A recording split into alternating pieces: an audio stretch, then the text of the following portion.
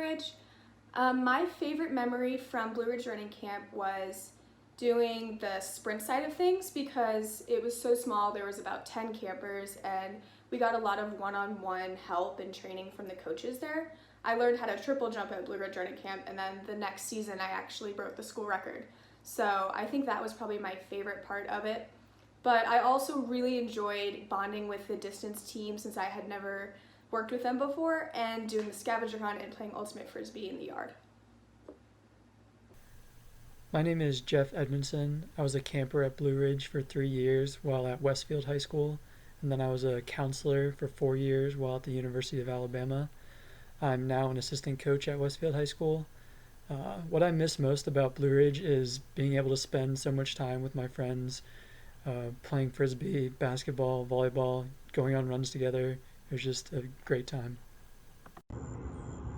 Hi, it's Tuesday. Welcome to Blue Ridge Running Camp. Wasn't last night's panel awesome? Usually today is focused on the challenge of running up Reddish Knob. Those of you who have been with us before know what kind of mental and physical toughness is required to achieve that goal. Those of you who haven't been with us, I look forward to seeing you with us next year so you can have that opportunity. Tonight's session will provide you with a lot of information that I think you will find useful.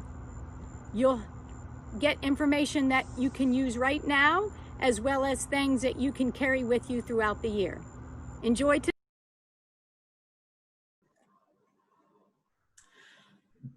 Hello, Blue Ridge Running Campers.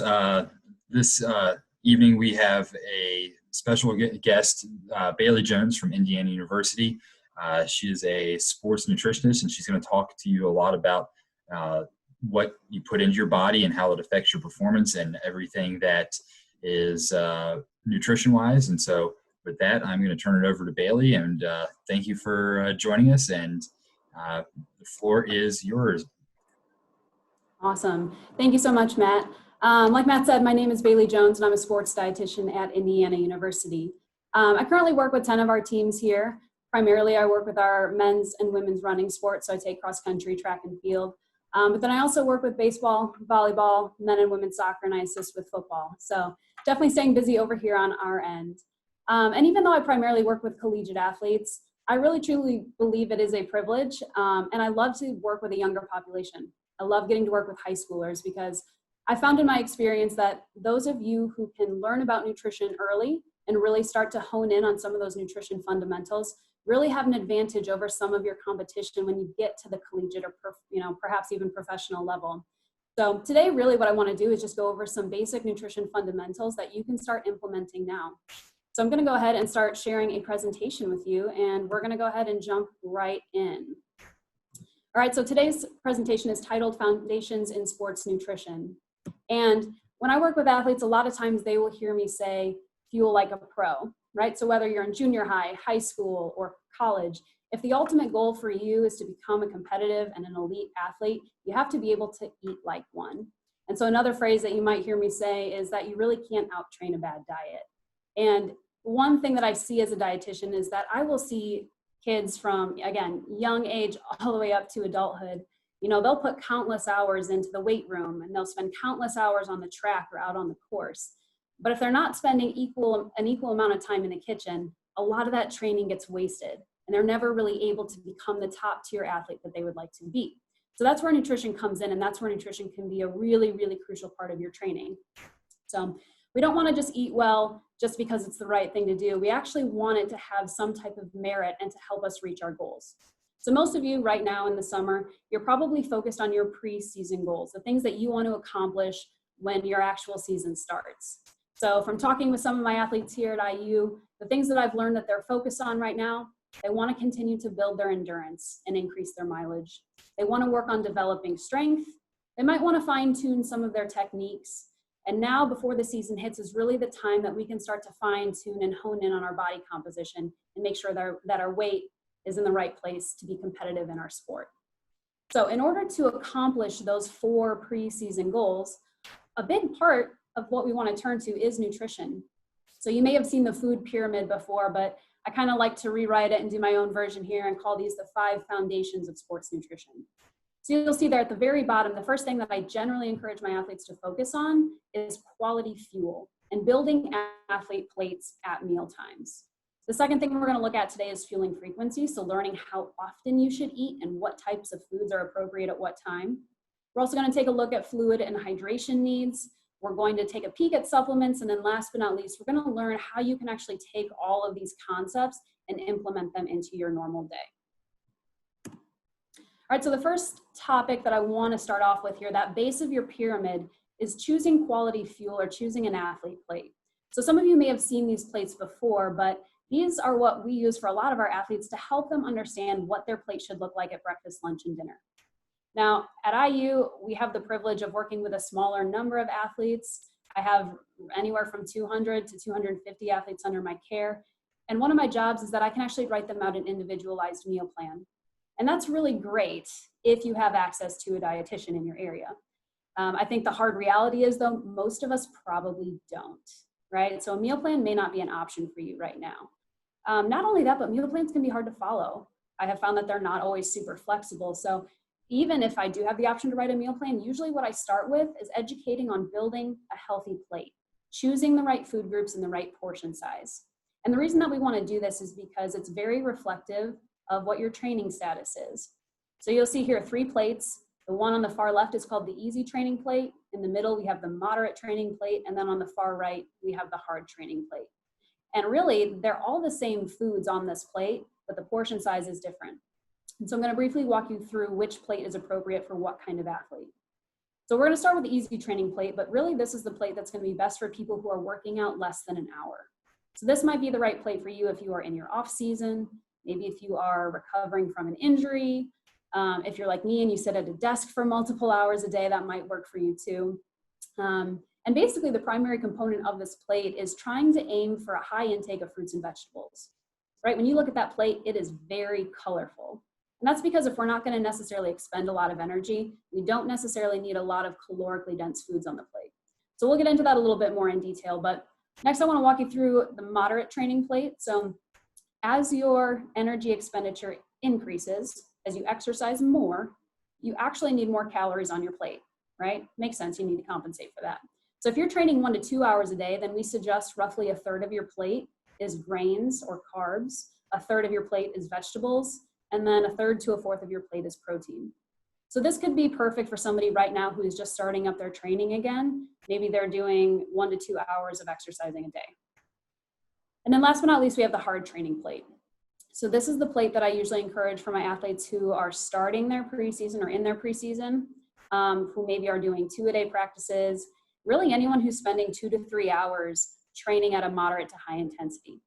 And you'll see here the plate looks a little different. Actually, the majority of that plate is whole grains or carbohydrates. We'll talk about why in a couple of minutes here, but you'll see that half the plate is carbs, roughly 1/4 is protein, and roughly 1/4 is a fruit or a vegetable. So as we were looking at before, when we look at those food groups on the plate, roughly they're the same. However, the portion sizes change. And this breakdown hopefully explains in detail a little bit more about why we would want to play with portion size. So the thing that changes the most on the plate is the level of carbohydrates. The reason is carbs equal fuel, right? Carbs provide the fuel for your muscles and your brain. They're broken down really quickly, and then they're actually in a form of usable energy. So endurance athletes, they do have elevated carb needs because they're constantly burning more energy. So some of the foods that would fall into this category would be bread, pasta, rice, oatmeal, potatoes, granola. All of those make really good carbohydrate choices for an athlete. The second category that we have on that plate is protein. Now protein, usually we relate to it because it helps build muscle. And it does do that, but it has a lot of other roles too. It's essential for muscle growth, it's essential for cell signaling, and it actually plays a very big role in the immune system too. Compared to other athletes, endurance athletes generally have moderate protein needs. They kind of fall in the middle of the spectrum, but it is important to try and include protein at each meal. So a couple of good options to help you cover your protein needs include beef, chicken, fish, pork, eggs, tofu, beans, all of those really, really solid choices for an athlete. The next two categories I ended up combining just because they are very similar, but fruits and vegetables. You know, especially when we look at that easy training plate, there's a lot of color on that plate, and that's a good thing. Generally, the more color you have on your plate means the more vitamins, minerals, fiber, and water that you've incorporated into a meal. So, you know, compared to other athletes, again, endurance athletes, they have moderate to elevated fruit and vegetable needs.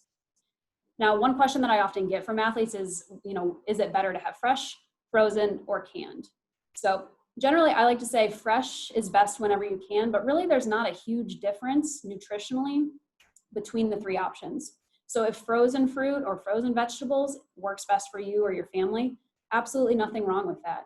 It's better to have that than nothing. And the same with canned. Although if you're going to get some type of canned fruit or vegetable, usually I try to recommend that we get something that is canned in its own juice, not in a sugary syrup. And it's always labeled right on the can. So if you or a parent are going to the grocery store, it's pretty easy to identify. Last but not least, our fifth food group is dairy. Now, unfortunately, these plates don't always depict a cup of milk or, you know, a container of yogurt, but dairy is the fifth food group that I like to try and educate on. And for a runner, this is a really important food group.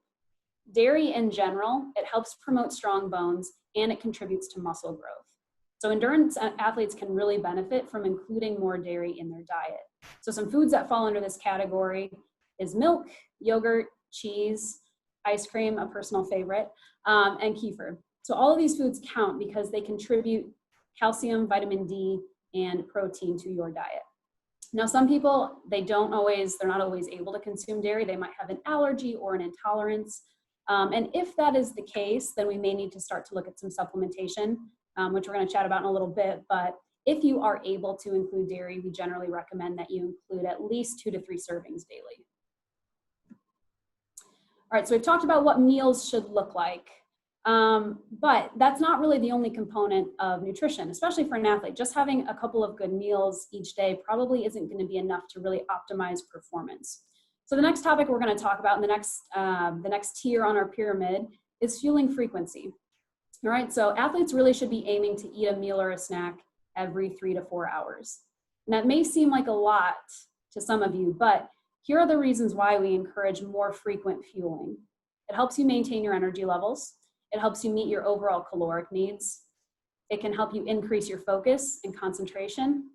And it can also prevent the feeling of being hangry, right? A couple of us have probably been in that scenario where we have gone too long without food and we get angry and we want to eat anything that we can see. And the problem with that is we don't make great decisions when we're hangry, right? We're probably not going to grab carrots and hummus. We'd probably rather have potato chips and a candy bar because it sounds a little better and we have a little bit less self-control.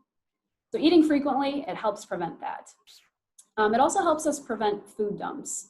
And basically what I mean by that is if we wait too long to eat, we're probably going to overeat when we finally do get the chance to have a meal. And that's not really great from an absorption standpoint, and it's probably not going to make you feel great just walking around or trying to exercise. So every 3 to 4 hours is kind of the goal for an athlete to have a meal or a snack. Now, if you're going to have a meal, we'll talk about this one first, but like we said before, we do want it to reflect an athlete plate. So right now, if you're in your preseason, you should probably be looking at the moderate plate or the hard plate.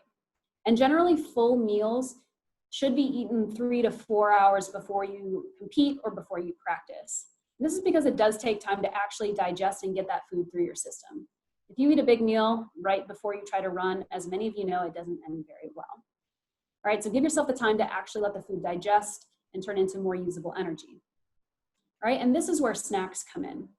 Generally, we do recommend that athletes eat a snack before they work out and after they work out. So usually pre-workout snacks, we try to recommend 30 to 60 minutes before you are exercising, and we primarily want them to be high carb. Post-workout snacks, again, the time frame is very similar, 30 to 60 minutes after you work out, but in this case, we want to incorporate more protein and high carb. So we're going to take a couple minutes and actually dive into snack recommendations more so that you guys have some applicable tools and some suggestions that you can start to use right away. So looking at pre-workout fuel, generally the top goals, we really want to be able to top off our glycogen stores. We want to give ourselves that little energy boost before we go run or before we go work out. And so ideally, the way that we can do that, remember, carbs equal energy. So we want this snack to be higher carb, and we do want it to include some fluids and electrolytes so that we go in hydrated. All right, things that you don't want to eat at this time is anything that has a lot of fiber, protein, or fat. Even though those are 3 really important nutrients, they take way too long to digest, and they're going to sit in your stomach and cause some discomfort. All right, so a couple of ideas of things that you guys could try implementing now would be any type of fruit, applesauce, or fruit cup. Those three suggestions usually sit pretty well with people. You could also try something like goldfish or pretzels. They're simple and bland and easy on the stomach. Or you could go with more of your commercially prepared items like a Gatorade or a chew or a gel. All right, so rule of thumb, something to consider moving forward is look to consume 30 to 60 grams of carbs 30 to 60 minutes before you exercise. And if you're going to be doing a long workout, maybe you're exercising 2 to 3 hours that day, you can actually incorporate some of these carbs into your workout as well. Another rule of thumb that I often give my athletes is for each hour that you're exercising, you need about 30 to 60 grams of carbs. Moving on to post-workout nutrition, we have a couple of options here. So as I said before, we typically recommend a snack after you work out. If you're going straight to a meal, like if you're gonna get a full meal within an hour of finishing your workout, you may not really need a snack. And at this meal, a couple of things that you can try focusing on are including carbs, right? We're looking for that moderate or hard athlete plate. And we do want it to be higher protein and higher in fruits and vegetables. Things that we may want to limit at a post-practice or a post-workout meal would be fried and greasy foods, any type of like simple or refined grains, and then obviously alcohol. And really these 3 things, they just limit the recovery process. They don't let you heal and recover as efficiently as some other high quality foods.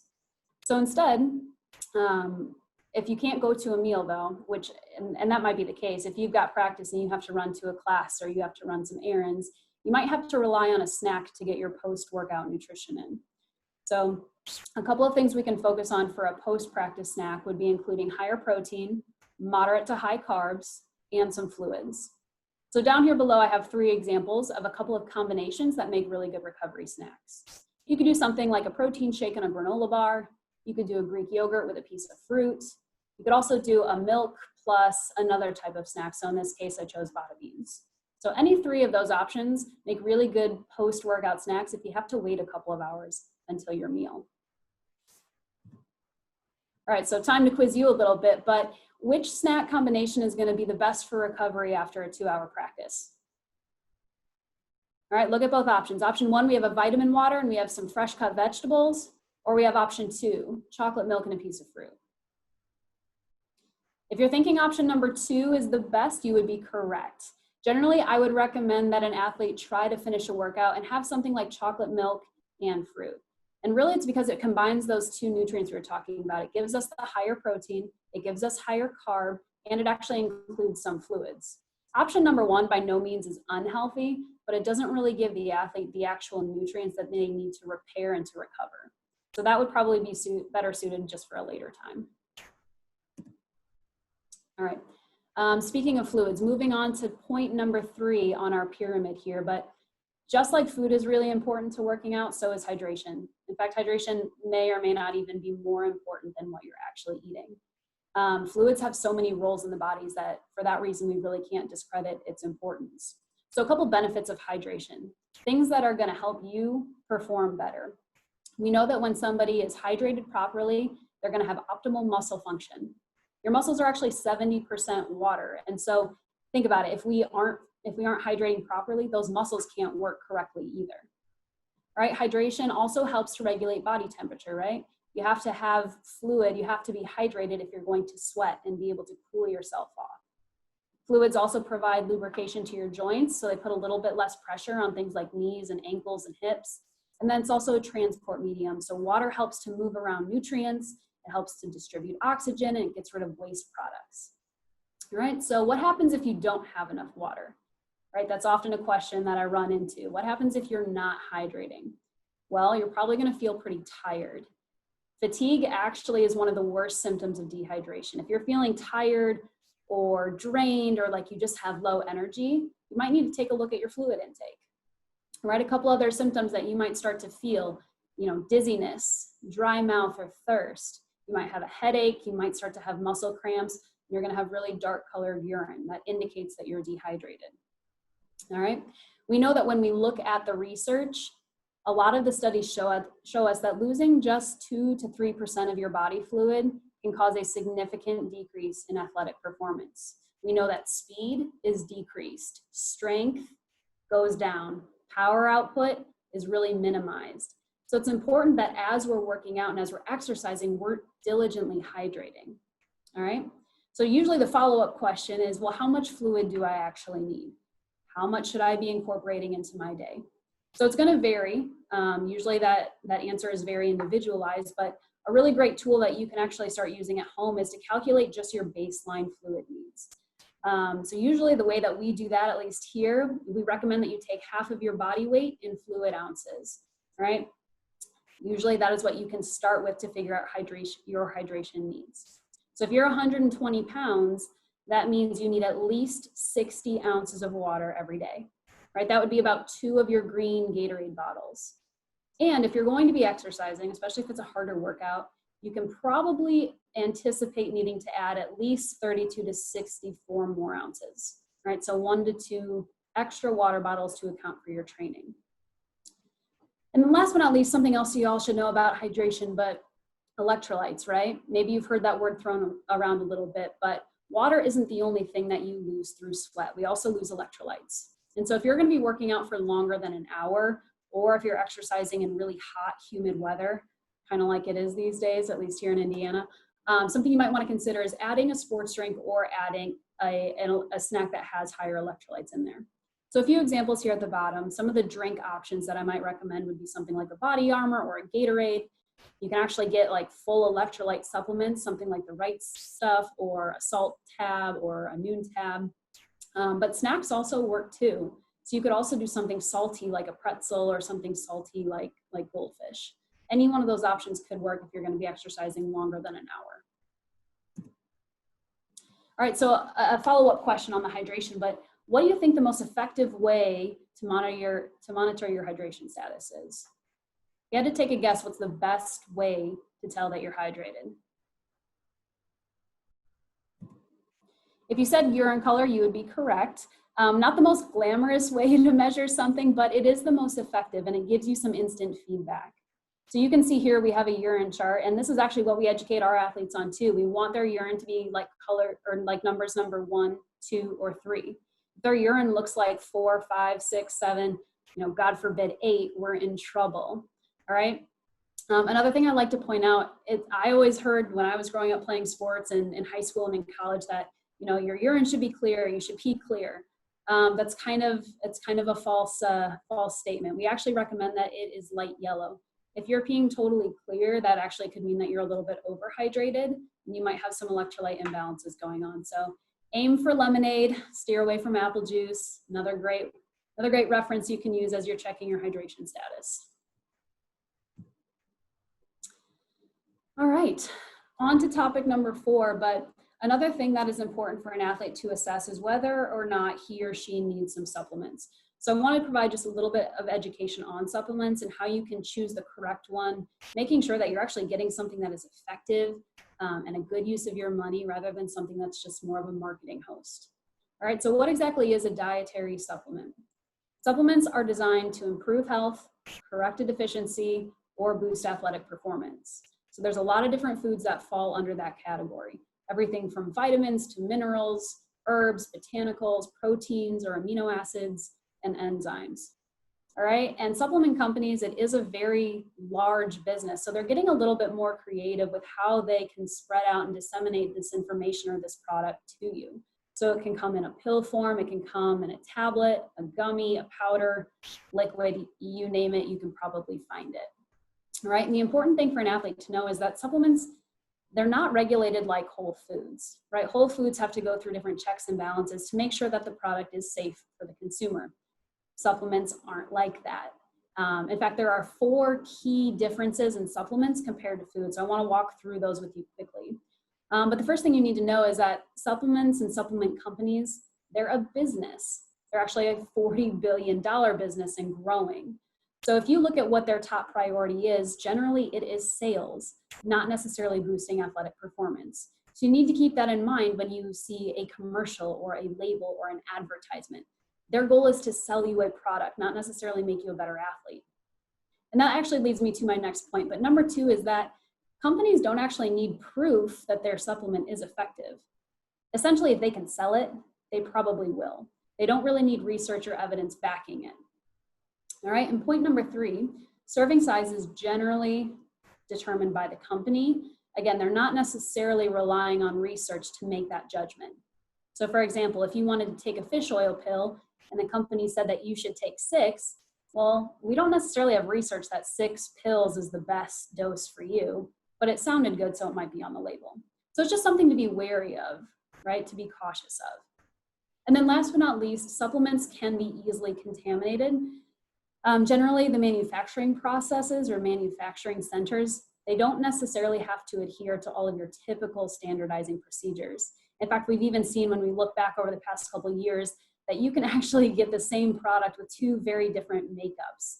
The ingredients might change, the label may not. And the other issue that we sometimes see with this is that a lot of times you'll have multiple supplements that are all created in the same facility. So cross-contamination is pretty common. All right, one of the big headlines that that really stood out to me in the past couple of years is that from 2007 to 2016, there were over 700 adulterated dietary supplements, right? Over 146 companies were implicated or were caught, all right? This isn't even counting the ones that potentially were not found or not caught. And usually the most common offenders, the supplements that got busted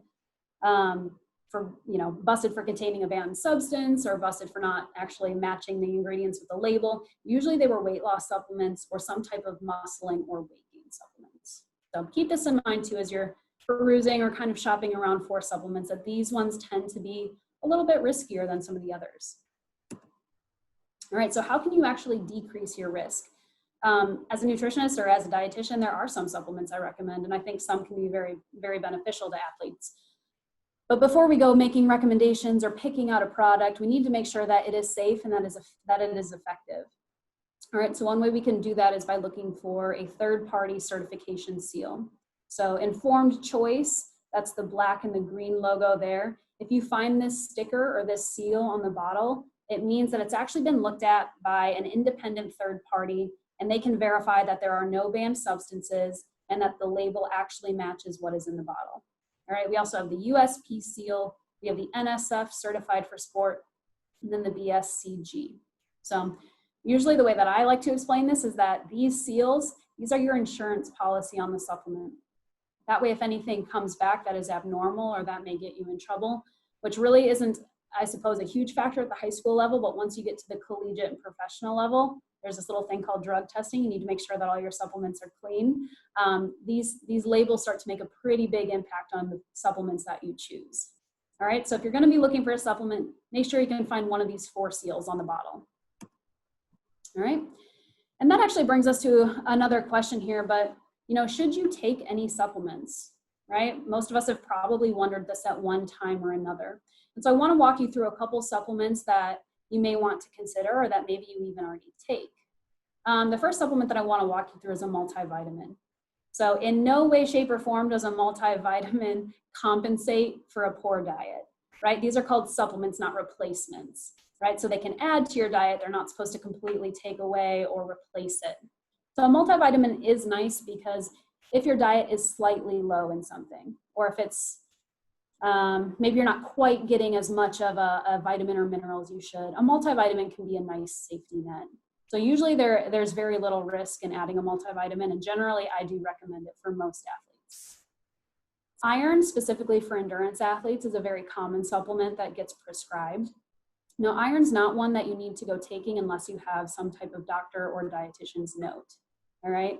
So, but iron does play a very big role in oxygen transportation. So if your iron is low, supplementation is important, but always get that reference checked first by a doctor or dietitian.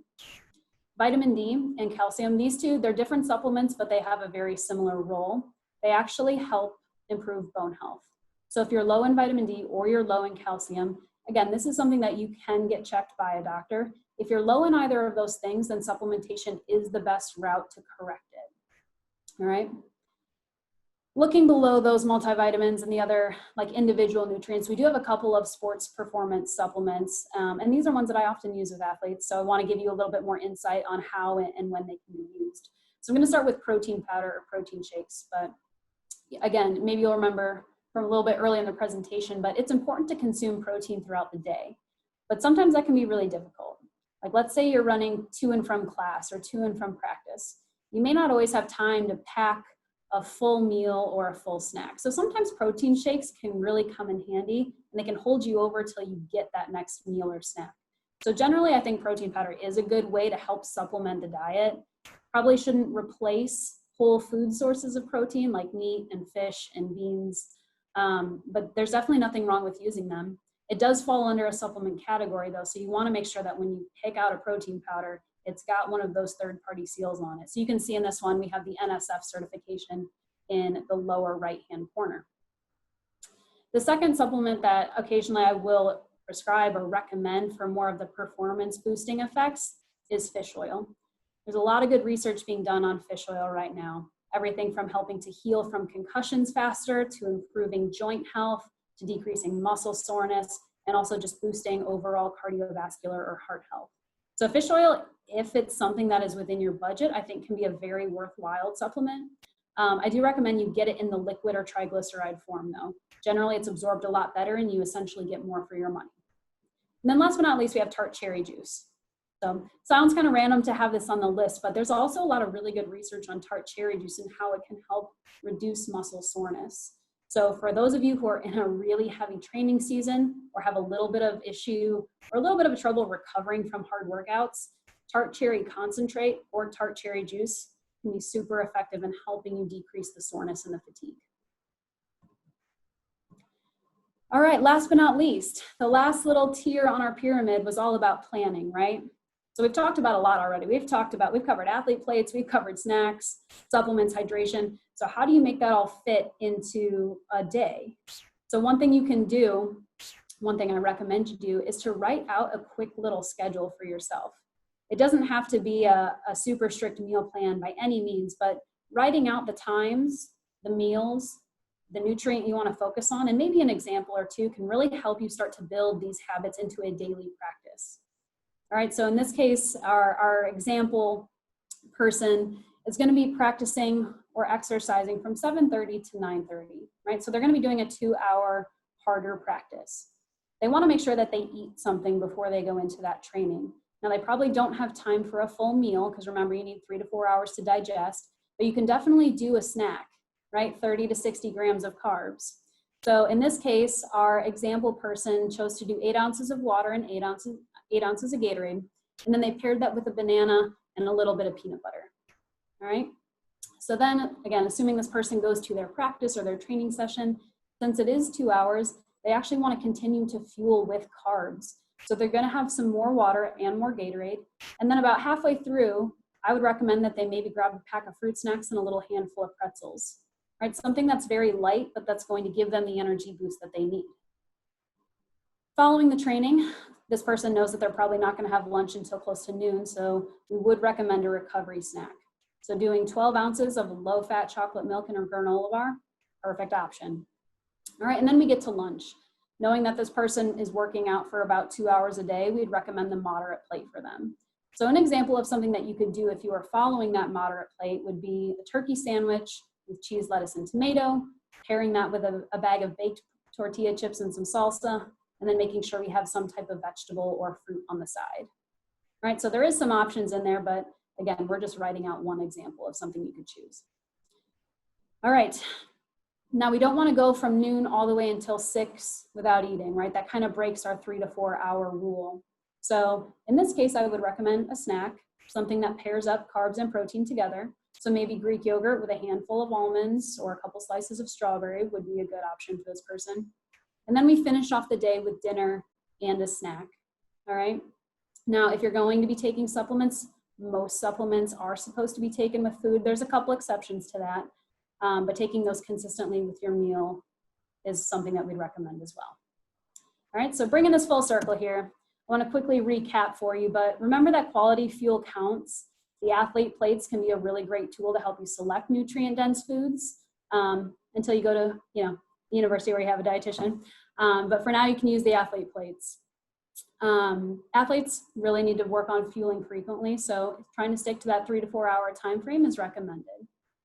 Along with eating correctly, making sure that you hydrate is another crucial key to great athletic performance. So doing your best to hydrate early and often is a very good strategy.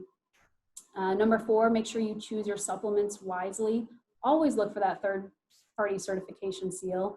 If it's not there, it's really not worth your risk, all right? And then last but not least, plan ahead. Definitely don't be afraid to try writing out a sample plan and seeing how that works out with your schedule.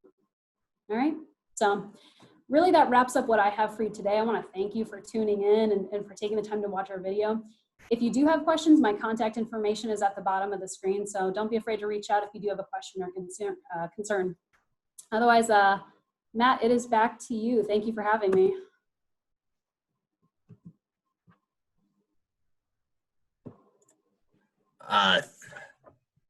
Thank you very much, Bailey, for your presentation. It was really a pleasure to see and hear everything that you talked about. I just had one question regarding the supplements and your schedule. Is there a time of day that you recommend athletes take, their vitamins or anything like that? You showed in the evening, some people in the morning. I know there's a lot of confusion sometimes with high school athletes. What do you recommend as far as taking a vitamin before bed, after, in the morning? What are your thoughts? Yeah, no, that's a great question. So if it's a multivitamin or a vitamin D specifically, those you want to take with a meal. There are certain vitamins that need fat in order to be absorbed. Specifically vitamins A, D, E, and K. Those ones all need fat. Otherwise, your body can't actually utilize them. So those are better taken with a meal. It could be breakfast if that's what you prefer, or dinner. Really, the one exception to this is going to be iron. So if you are taking iron, it is actually best to have that on an empty stomach and to just eat it only with something that is rich in vitamin C. So a lot of times you might hear a coach or a trainer say, take your iron with a glass of orange juice, right? Classic combination of iron plus vitamin C. So that one you'll want to do on an empty stomach. You could do before your runs if you tolerate it well, or you could do it before bed. I always feel that if you have a kind of a sensitive stomach, sometimes before bed is best. So yeah, great question though. And then finally, a lot of times during runs, athletes will take maybe some time of the goos or the gummies or anything like that. Do you have any recommendations that athletes could, take while they're out for their nutrition? Anything that is more beneficial than the other? Or is there one thing that you recommend, or your thoughts on that? Yeah, absolutely. Generally, what we recommend is trying to consume 30 to 60 grams of carbs per hour. So you typically, like the sports gels or the sports goos, those are right around 30 to 45. So doing one of those per hour is sufficient for some athletes. A barrier that I see to that is they can occasionally be expensive. So if that's not in your budget, you could do one of the snack items we listed. So it could be something like one of the applesauce pouches that travels pretty well. You could also try doing something as simple as a Gatorade or a Body Armor. Now it's a little bit more liquid, but you're going to be getting the same nutrients essentially. Well, like I said, thank you for agreeing to come on and share a lot of good quality information with Blue Ridge Running Camp. We are excited that you were able to join us, and the information you provided was wonderful. So I'd just like to say thank you for that, and I'm going to end this recording so we can start to move on to our next session. Awesome. Thanks again. Appreciate it. Good evening, Blue Ridge Running Camp. This evening we are here to hear from Kelli Monedero. She is a licensed social worker from Indianapolis, Indiana, and is a sports social worker, and currently works with the counseling and sports psychology department at Indiana University. She's got a lot of great things to share with you tonight. So at this point, I'm just going to turn it over to Kelli and let her tell a little bit more about herself, and then the floor is yours. So thank you for joining us, Kelli. That's great. Thanks, Matt.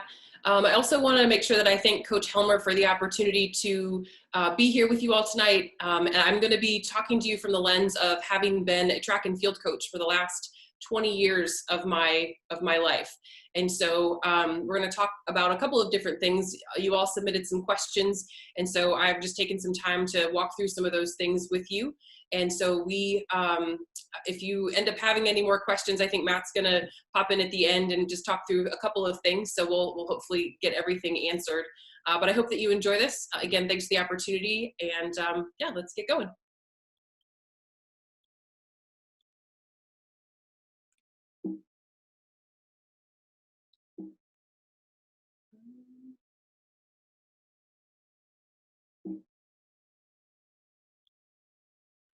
Okay, so one of the questions that I got was, what are the steps that you can take to overcome negative thinking?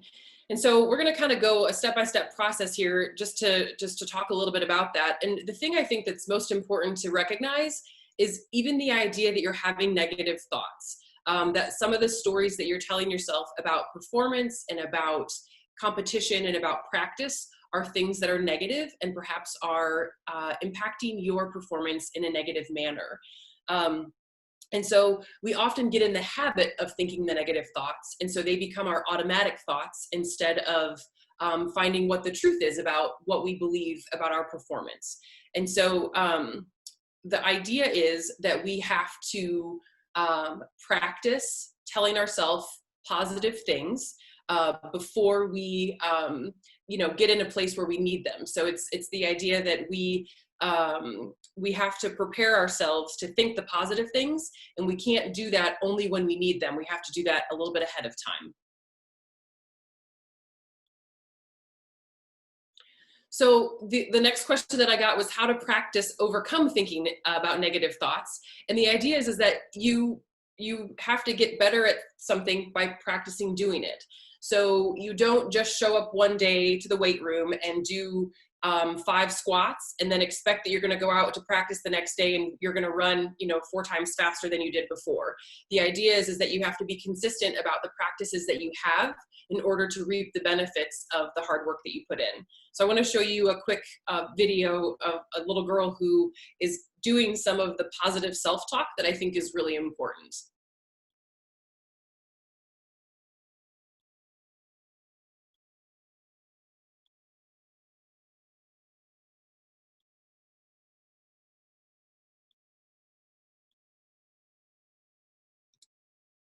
Look, I can be a shark. Now my whole house is great. I can do anything good. I like my school. I like anything. I like my dad. I like my cousins. I like my aunts. I like my Allisons. I like my moms. I like my sisters. I like my dad. I like my hair.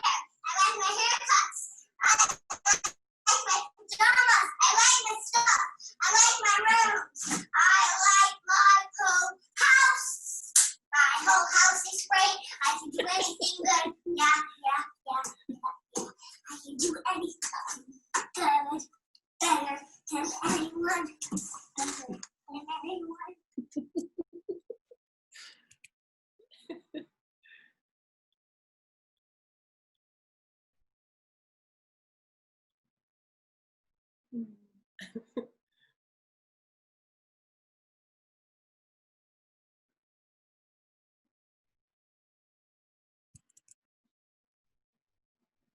Sorry guys, we're getting there.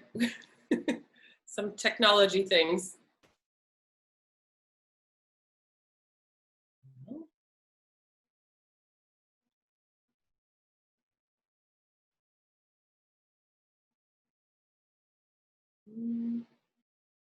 Come on, mouse.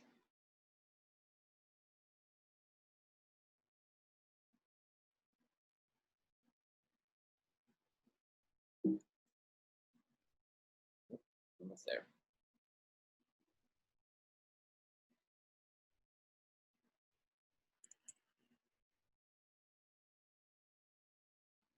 There we go.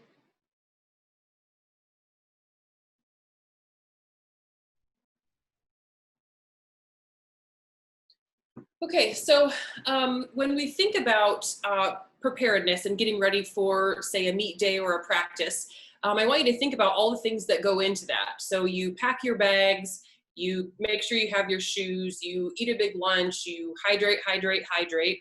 And so when we are developing a new skill, it's something that we have to do regularly. So we can't just show up at practice and think, I'm gonna not think negatively today, right? Because when our bodies are in stress, so when you're at practice and you're running your 800 repeats or you're running your 200 repeats, your body is stressed. And when our bodies are stressed, they go automatically back to what keeps them safe. So some of those things that keep us safe are the negative thoughts, like, I don't know if I can do this. Are you okay? Can I breathe? Am I doing all right? And so what we have to do is we have to prepare ahead of time. In the same way that you pack your bag in the morning with all the things that you need, and you stop at the drinking fountain, everyone that you pass, and you take, 7 big gulps of water to stay hydrated, you also have to prepare your positive thought process before you actually need it. Because you can't just show up at practice and hope that everything's in your bag. You have to be intentional about that. And so there are ways to do that. And I think, kind of what you just saw in the video, just reminding yourself of what your strengths are, the things that you do well, the things that you're working on. So if you're working on stride, if you're working on drive, if you're working on, whatever phase, I'm a throws coach. So my language is a little bit different, but I also have been a head coach. So I have a couple of those things down. But it depends on what you're working on. And so if you can acknowledge that you're working on improving those skills instead of reminding yourself that you don't have those skills yet, right? That's the difference between negative and positive. Oh, and the other thing I want to make sure I say about that is that that's a skill that is really helpful, just generally speaking. That is not purely a sports skill.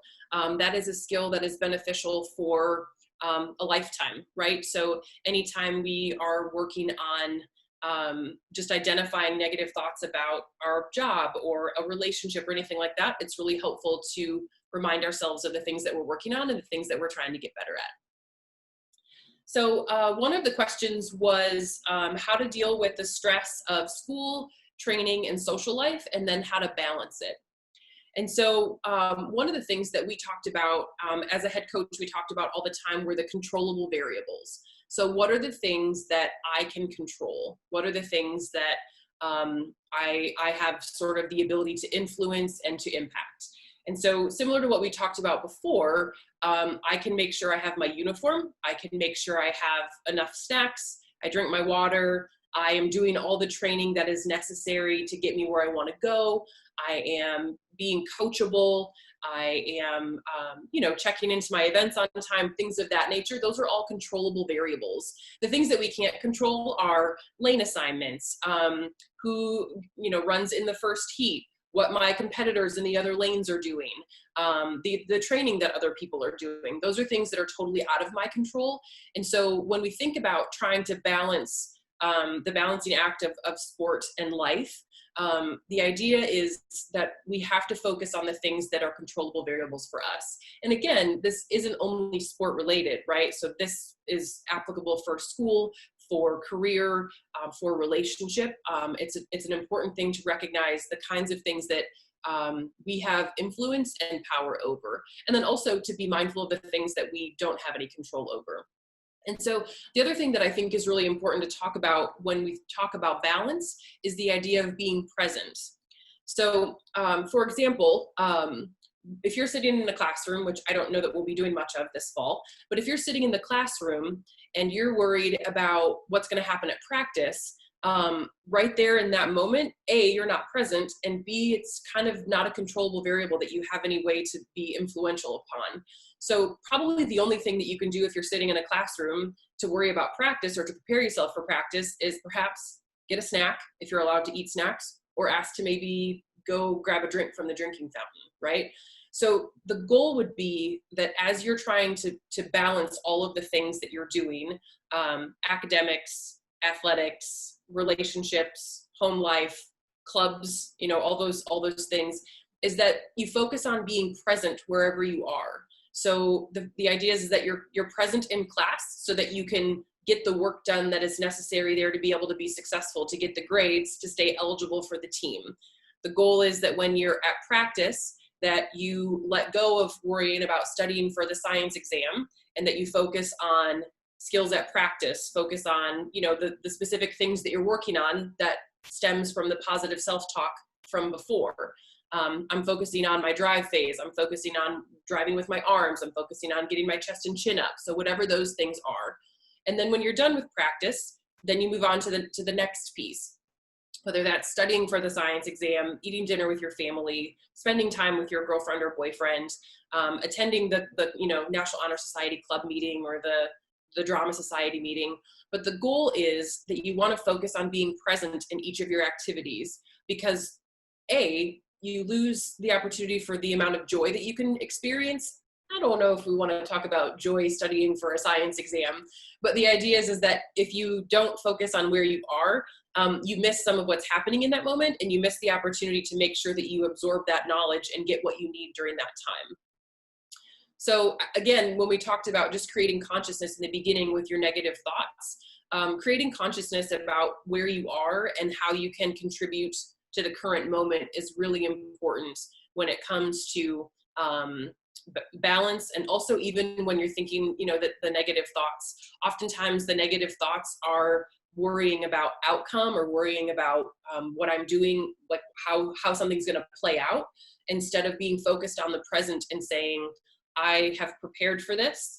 I was in the weight room this week. I did my 800 repeats. I did my hurdle drills, whatever it is that you're doing to prepare.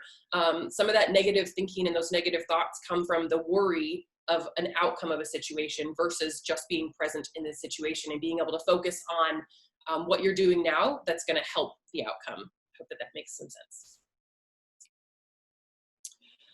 One of the other questions that we got was talking about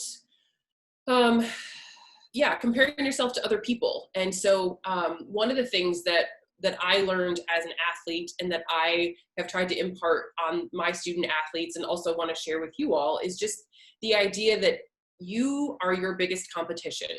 And so you might be ready to run a race against someone, a rival school, and their person's time is 2.8 seconds faster than yours, but your best time is actually faster than theirs. And so the goal is that you're focusing on your improvement. So I think we find ourselves asking questions of like, what are they doing to prepare? Like, how are they training? What are they doing that I'm not doing? Are they lifting more? Are they running more? Are they, what are they doing that I'm not doing? And then, so what that does is similar to the negative thoughts, is that it takes our brains in a direction that we have no control over. And so it becomes something that is out of our control. It's not a controllable variable. And so when we focus on what we're doing, we focus on, am I giving it my best when I'm in the weight room every day this week? Am I running my hardest when coach says it's really important that we, like that this isn't all out, you leave it all on the track? Am I making sure that I'm eating enough and getting enough rest and hydrating enough? Are there things that I should be doing that I'm not doing? And how am I going to improve my best distance, my best pace, my best time? Because I think, again, what it does is it kind of like, we're just kind of building, right? So we started off with the negative thoughts, changing them to positive thoughts, talking about controllable variables, and then other things we can't control, talking about being present, and then now just reminding yourself that you are the person that you need to be competing against. So what are you doing to prepare? What are you doing to stay focused? What are you doing to make sure that you are prepared and ready for that competition or for that big race or that big meet with some of your rivals? So I think that's really important to remember, that oftentimes it's very self-defeating for us to wonder what everyone else is doing and not focus on the things that we're doing. And I think too, it's we talk about comparison, like their running form is better, they have stronger legs, they have and I think it's also important to realize that we all have things that we're really good at, and we all have areas that we need to improve on. And so those areas that we need to improve on, those can be things that we work towards, not the negative thoughts or the things that sort of debilitate us. So if we want to look at that from the strength perspective, we want to look at, how do I use the strengths that I have to get better at the things that I already do well. And I think that, just to kind of segue a little bit with that, the idea is that I know that you guys, along with myself, we've all been, in this kind of new phase of life where, everything's closed, everyone's quarantined, we're not sure what to do with our time and our energy. And what I would encourage you to do is figure out what some of those weaknesses are and how do you strengthen them during this time. So when we get back on the track, when we get to get back on the field, when we get back in a competitive arena, how have you taken this time that we've had to grow some of those weaknesses and build them into strengths? I think that that's a really important thing. I think sometimes we feel like we're stuck and I don't know what to do. I can't train with my team. I can't be with people. But what can you do as a student athlete, as a coach, as a parent? I think those are the target audience people that are going to be listening to this today. But what can you do that makes you better when you get an opportunity again? So instead of sitting around and ho hum, I can't do anything, I'm kind of stuck, whatever, how can you use this opportunity, this time, to strengthen some of those things that perhaps you have identified or coach has identified as weaknesses? And so I think that that's a really proactive way to spend some of your time, is to make sure that you're doing some of those things. Another question that I got was, how to realize you're not the only one who focuses on the negativity. And so this kind of goes back to the negative self-talk that we discussed earlier. Just the idea that our brains are constantly working in a state of self-preservation, right? They're trying to keep us safe. They're trying to keep us comfortable. They're trying to keep us warm enough. They're trying to keep us, fed, nourished.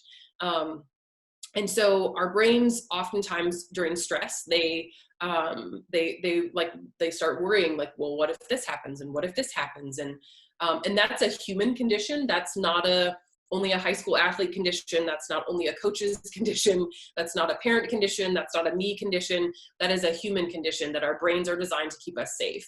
And so when we start feeling some of that stress and worry and panic, the idea is that we go back to practicing the positive self-talk, and we go back to, and I think it's a regular part of our daily lives. I'm a firm believer of having affirmations plastered everywhere. I have them in my bathroom. I have them in my bedroom. I have them in my office at IU. I have them on my home screen, on my cell phone. And so we just have to remind ourselves of the things that we're good at and the things that we do well, and even the things that we want to be. And so one of mine in my bathroom says, get into the habit of asking yourself if this contributes to the life that you want to live. And so at every crossroads, when I get to like a big decision, I ask myself, does this choice contribute to the life that I want to live? And so again, just reminding yourself that the things that you're struggling with the negative self-talk, with the, being really hard on yourself, and how can I balance all of these things I have going on, those are human conditions. And so it might feel very isolating to you. It might feel like you're the only one. It might feel like, no one else understands what I'm going through. And what I would like to share with you and just remind you is that my guess is that if you were to ask some of your teammates or your coaches or your parents, that you might find that those things are very prevalent in us as human beings, whether we're competing athletes, whether we're career people, whether we are married or single, whether we have a girlfriend or a boyfriend. Those are human conditions that we have, because in any situation, not just in athletics, our brains are trying to keep us safe. And so oftentimes we get caught in that negative thought pattern at work because we feel frustration, or in the classrooms. I'm guessing some of you do as student athletes as well, and as coaches, and as a sports social worker, absolutely. And so it's something that we naturally have sort of that negative lens, I guess. And that's just because our brains are like, hey, you got to stay safe. We got to manage these expectations, keep them as low as possible. So you're emotionally, you don't emotionally get hurt. You don't physically get hurt, that you eat, that you sleep, things like that. And so for those of you that are feeling isolated, or feeling like I'm the only one that's struggling with this, or I'm the only one that has the negative thought patterns, what I want to let you know is that you're not alone, that you probably could ask anyone that will be viewing this with you, or anyone that you're staying in a house with right now, or anyone that you're training with right now, if they have those negative thought patterns. And my guess is, if they're honest, is that they're going to say that they do. And so we just have to make effort in the same way that we work to make our legs faster and stronger, and we work to make our running form better, and we work to make our jobs easier. We also have to work to help our brains be more positive focused and recognize that we are safe, and that we just are, as athletes, you guys are going to grind more, and you're going to be harder on yourselves, and you're going to work harder. And so your bodies are going to scream a little more at you, literally and figuratively, so your muscles are going to be a little bit more sore, but your brain also might tell you, I'm not sure about this. I don't know if I can do this. But that's where the practice, the preparation, the packing the bag in the morning, packing your shoes, eating a big lunch, hydrating, including positive affirmations in that's where those building blocks get you to the point where you're prepared at practice for competition.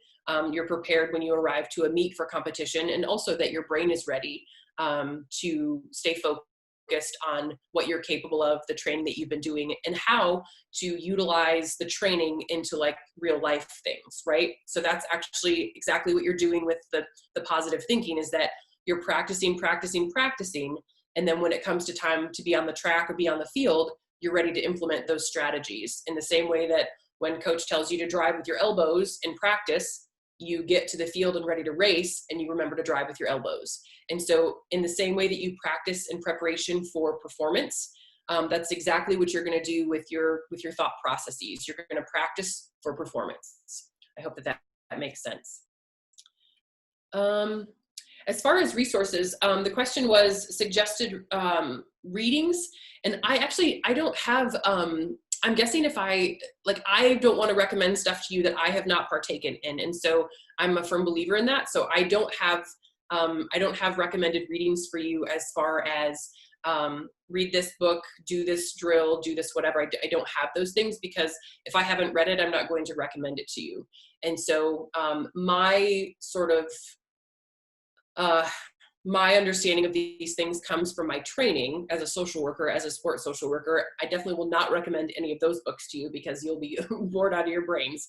But what I can say is that the resources that are here, the meditation app, so the Calm app, I'm very familiar with because we are able to access that as an IU athletics employee. And so if you have the availability, or if it's available to you to use the Calm app, there's a daily meditation on the Calm app.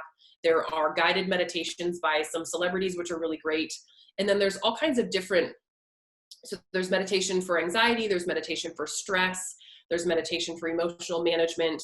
And then there's different ones like the power of thinking. And so they're just a bunch of different variables that are very beneficial, that I've found very beneficial. And that's one that I use, and I have on my phone that I use regularly. Headspace I've used before, but you get to a certain point and then you have to pay for it. So if you can just use what's free to you, or if you feel like would be worth the investment. And then I have a friend from undergrad who uses the app 10% Happier, and she's on day like 234 in a row of meditation from 10% Happier, and she swears by it. And so I think it's just kind of finding what works best for you. But so here's where like the kind of the meditation piece plays in. When we talk about reframing our thoughts, and we talk about presence, like being present with ourselves in science class and being present at practice, meditation is one of the ways that our brain practices that. And so what it does is it fires new neural pathways in your brain, so that when you get in those stressful situations, your brain's like, hey, wait a minute, I know how to do this. I've done this. And so that's why I'm mentioning specifically the meditation apps, because I think that they are just even that quiet time that you spend with your brain and sort of sinking into yourself helps when you get some of those nervous feelings, because your brain can your body and brain like remind each other like, hey, wait a minute, we've done this before. Remember, we take some deep breaths, we refocus our thoughts, we get present in the moment. And so meditation ties into the presence part, and meditation also ties into firing new neural pathways for some of that positive self-talk and positive thinking. And then the other resource is the motivation app. And actually I got that app from some of my student athletes at IU. And so basically you can kind of set it up however you want to set it up. But they send you like a motivational quote every day, just to remind you of like kind of your goals and what you're working towards. And so that is something that could be very powerful. And there's no affiliation. There's no, these aren't ads for any of these apps. These are just ones that I have found helpful and that other student athletes have also found helpful, which I think is important for you guys to have access. So make sure that I have shared with you all of the things that were asked of me.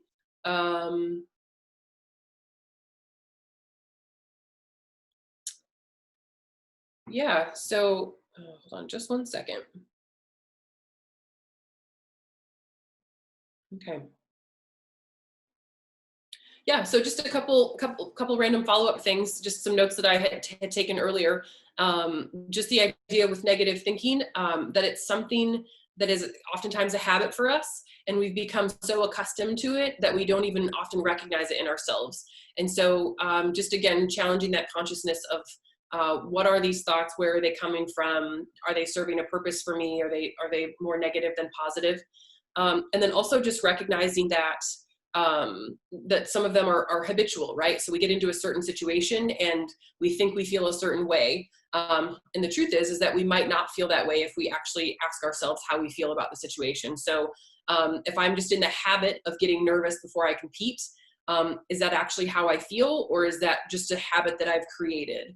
And is there a way to form a new habit? And again, work on some of that positive self-talk when you are supposed to get nervous. And don't get me wrong, nerves are good. I was nervous before we started recording. You can ask Matt. But I think, using those nerves in a way that helps our performance is appropriate, but those nerves getting in the way of the performance is the hindrance, right? And so just reminding ourselves, and again, these things apply to all parts of our lives. And so if we are in the habit of, when my phone rings and it's my sister, like, is that a habit, or is that just, is that something that you learned to do? And is that actually how you feel about a situation, or like, a math test, and so, because I think oftentimes we just get too comfortable and our brains are like, yeah, this is keeping you safe. You don't really like math. You're not really good at math. And are those things true, or are they just things that we've gotten really comfortable sort of saying to ourselves and sharing with ourselves? So, yes, I think that is, that is kind of all I've got. So I'm going to stop screen share if my mouse will work. Oh, it will this time. That's so nice of it. And then we'll let Matt kind of finish up and ask any other questions that he might have. Well, thank you, Kelly, for an outstanding presentation on the mental side of performing, on the track, on the runway, and the circle, and in everyday things, life-wise.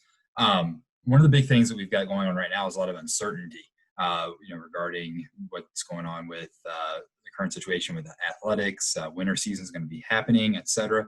What do you recommend for athletes, coaches, and from a mental approach to actually, during this time of uncertainty? Any thoughts or anything that you'd like to offer there? Yeah, I mean, I think so just so you know, we're also, the IU athletes we're having the same conversations about uncertainty about seasons and how do I continue training with such intensity if I don't know there's going to be a season. And so the conversations that we're having right now are just about honestly, the controllable variables. And so it's about maintaining health. It's about, staying physically active. It's about making sure that you're, exercising, appropriate amount. It is make sure that you're eating right, you're staying hydrated, you're staying connected to people. Because I think that's the other part that this sort of quarantine uncertainty thing has done to us, is it makes us feel like we are disconnected from people. Because, by this time, we're back on the track for, cross country camp, we're on the field for, all these other things. And so we're used to being in community with people. We're used to having people to bounce ideas off of. And so I think connection is also a really important thing. And I think it's really good for us as humans to be able to make adjustments on the fly. And so it's really good for us to be able to go with the flow. Although it goes against our natural instincts and it's just discomfort, right? It's really good for us to be able to do that. And so it just helps like kind of rewire new neural pathways for us of like, I can't do anything about it. What I can do today is I can do the workout that coaches recommended for me. I can get my body weight lift in. If I have access to weights that are safe for me, I can do those things. But I think some of it is just about, staying connected to people. And I think it's about sticking to the plan, because I think it's really easy for us to get distracted and say like, well, it doesn't really matter because we're not really sure. And what I would say, kind of again, what I said before is like, what are some of the skills that we need to continue developing as athletes, as coaches too? I mean, for me, I was going to be coaching in Bloomington, and my season also got cut short, as everyone's did. And so what are the skills that I need to continue developing as a coach, so that when I do have an opportunity for a season, that I have more skills than I had before, or I've worked on some of those deficits. And so I think it's about, again, I'm always going to be strength based. So eyes are forward. We're staying focused, even though it's hard. And I also think it's really important to give ourselves permission to grieve a little bit. And I think that's something that we don't talk about very often in athletics. So give yourself permission to be sad that you're not sure about your fall season. Give yourself some time to grieve the fact that you competed in 2 indoor track meets in high school, and then your whole season was done, right? That for a senior, that's devastating. And so I think that we have to give ourselves permission to experience what we're feeling. And I don't think we do that very well, because feelings are sometimes kind of scary, unless you're a social worker like me, and then they're not scary at all. They're very normal. But I think we just have to give ourselves permission to experience what we're experiencing. And so if there's a day where you feel sad and you feel like, I don't really want to do anything today, then take a day to take good care of yourself and binge watch some Netflix or Hulu or whatever, or FaceTime with your friends. But you can't let that go on very long, right? It's the same thing with like a sport injury. You want to take good care of it, but then you also want to move forward. And so I think we just have to continue taking good care of ourselves as long as we have the access to do that. And we also just have to stay focused on the plan, stay focused on what the goal is. And the goal is, when I get an opportunity again, I want to be the best at that sport. I want to have made up some of those deficits that I have, and I want to be ready to compete. And I think that has to be the focus, and that has to be the goal. Does that answer your question? It's kind of a long-winded answer. It does. Yes, perfect. Another question is just regarding social media and how that influences the mind. And do you have any thoughts as far as athlete preparedness from a mental standpoint in social media, whether it be TikTok or Snapchat or anything like that? Do you see what are your thoughts on social media and how that can impact our mind as we are trying to perform, especially as high school athletes? Yeah, I think that social media has just become a habit for all of us. It's become something that when we're bored, we just grab our phones. We just can sit. And TikTok, I'll tell you, like, that is fun and very dangerous, because those videos, you just get sucked in. I'm a victim of that, so I will say that for sure, since the quarantine. But so I think with anything that you enjoy and anything that brings pleasure or distraction, there's got to be limits to that. And so on my phone, so this is, again, I'll recommend things that work for me and that I do personally, because I won't ever recommend things that I don't know or familiar with. But I have a timer set on all my social media apps. So I'm less than 2 hours per day I'm allowed to be on my social media apps. And of course I can click the button, extend my time, but it kind of is a pain for me to do that when I want more time. And so it's just a really good reminder of me to manage my time better. So I think that it's important to subscribe to social media, to follow people that are relevant to your journey. And so for me, I follow the USC track and field coach. I follow her because she is this amazing Black woman who, won an NCAA title a couple of years ago, and she's really motivating, and she's really informative about track and field. And so that's important to me. I don't follow people that make me doubt who I am or wish I had something different. And I think that that's really important, that we stay conscious of the images and the intake that we're having. And I also think that kind of goes back to what we were talking about with the positive thinking, is that we take in so much information every day that we have to be really conscious of what it's feeding us about ourselves. And that's why it's important to be really adamant about the positive self-talk and the positive thinking, because we're already sort of inundated with the negative stuff. And so I think that humans in general, but athletes specifically, I think we need limits on some of those social media things. And also, we also have to, how do these accounts make us feel? If I look at this account or watch these videos and I feel bad about myself, then perhaps I maybe shouldn't be following that person. If I watch this and say like, oh, that's a really great idea. So I follow Tiana Bartoletta, and she is a long jumper and a 4x1. She's an Olympian and a world champion. And she's always got something that's uplifting and something that's focused on skill development and something that's focused on interpersonal development. And so those are the kinds of accounts I think that are really relevant and important for kids to follow, and for adults as well. But I think we have to be conscious of where we're giving our time and attention in the same way that we do when we're trying to balance and focus on all these different things that are going on, like school and sport and clubs and social life. We have to be able to find a balance and have some boundaries, even though it's really easy and just habitual for us to get caught in the social media web.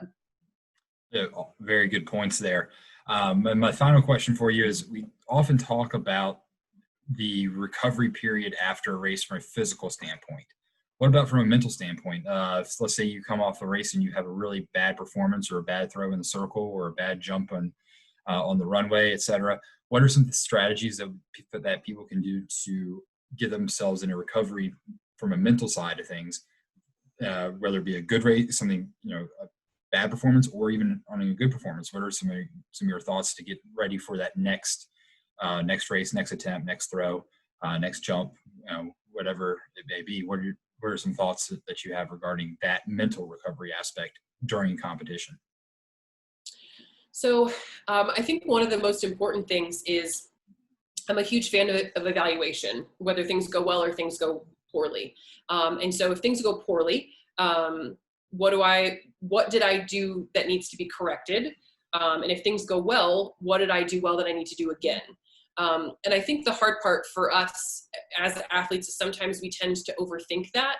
And so I think that there's a time and place for that. So in the next, so if I throw and I scratch and it's my farthest throw of my career, I'm going to spend, 2.5 minutes doing some evaluation. Footwork was off, get my drive leg, whatever, plumb with my elbow, all that stuff. But then I need to just remind myself that my body does know what it's doing, right? Like, we've been training for this. It's muscle memory. If I just can get out of my head and let my body do its thing, I will oftentimes be able to perform and compete. And so I think that there's definitely a time for evaluation. What did I do well? What needs improvement? And then I need to move on, right? I need to set it aside, and I need to take another step forward and focus, because I can't go back and rerun the race, and I can't go back and undo the scratch, and I can't go back and undo the injury. But what I can do is figure out where I went wrong, figure out what my strengths are, and then, sort of take that next step forward. And some of that honestly comes with, after that evaluation, again, just kind of getting out of your head. Because I think sometimes it's like the analogy that I use is like when you pick up a handful of sand from the beach and you hold it with an open hand like this, the sand stays in your hand, right? But as soon as I try to start holding on to the sand, all the sand falls through. And so when we are competing, the idea is that you hold it loosely, because you know what to do. Your body knows what to do. You've been training for this. But as soon as I make a mistake and I try to hold on tighter, everything falls apart. Does that make sense? I've never heard of that analogy, and that's a very good one to use. Well, I'd like just to once again, thank Kelli for her willingness to come and share a lot of great thoughts from mental preparation and just from the between the ears aspect of our sport and just life in general. She did a fantastic job, and Kelli, thank you for coming and sharing with us. We really appreciate it. Yeah, thanks, Matt, for having me. I really appreciate it. It's been fun. Hi, Blue Ridge campers. My name is Jacob Crow. First, I want to apologize that you guys aren't able to have a live camp this year, but I'm hoping that you can take some valuable tips that we're going to go through during this video assessment and take that back to your team, and hopefully you can utilize some of these tips to become a better runner, but also decrease the prevalence of injury that popping up throughout the season. So a little bit about myself. I'm a certified athletic trainer. I've been working with cross-country and track and field athletes basically since I've started. So my very first stint was at a Division I school in Ohio, where I worked specifically just with cross-country and track. My first real job was at Indiana University working with Coach Helmer, which all of you guys know. I picked up a bunch of great information from him. And And now I work at a sports performance clinic in Indianapolis where we actually have a partnership with USA Track and Field. So I'm on a small team that travels around during the season and in the off season to make sure that US athletes are staying healthy.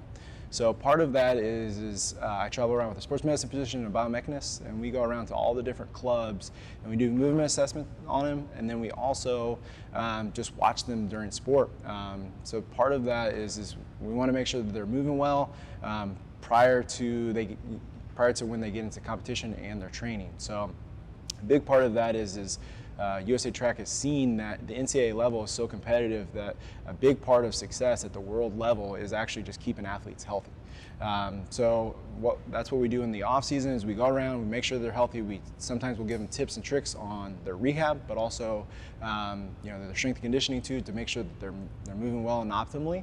The second part of my job is I get to travel around the world to support U.S. athletes when they go to competition. So a big part of that is going to the Diamond League circuit and World Challenges. And so for those of you that aren't familiar with the Diamond League, it's the premier circuit that professional athletes compete against each other.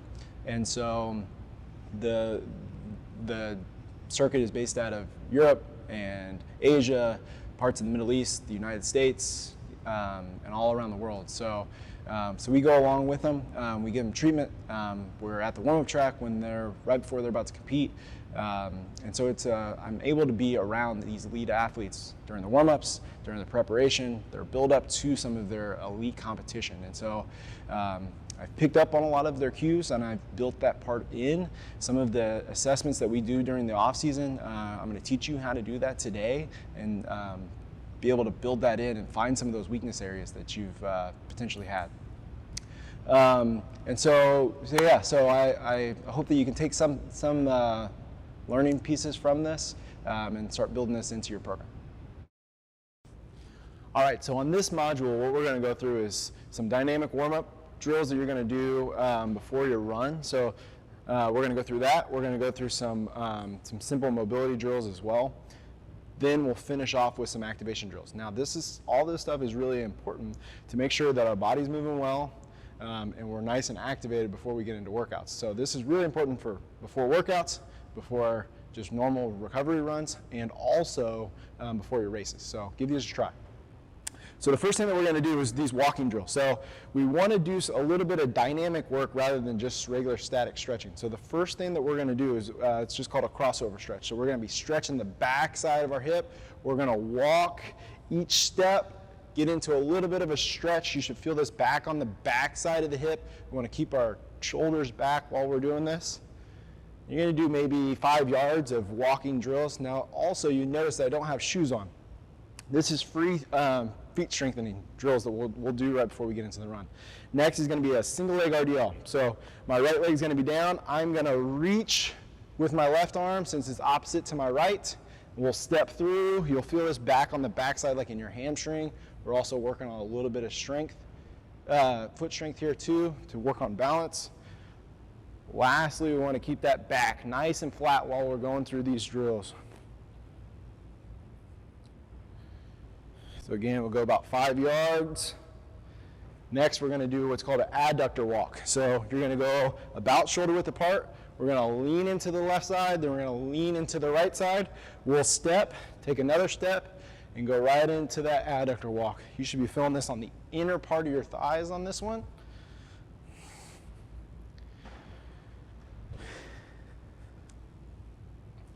So again, you'll notice that we're kind of hitting a different area each time that we go through these.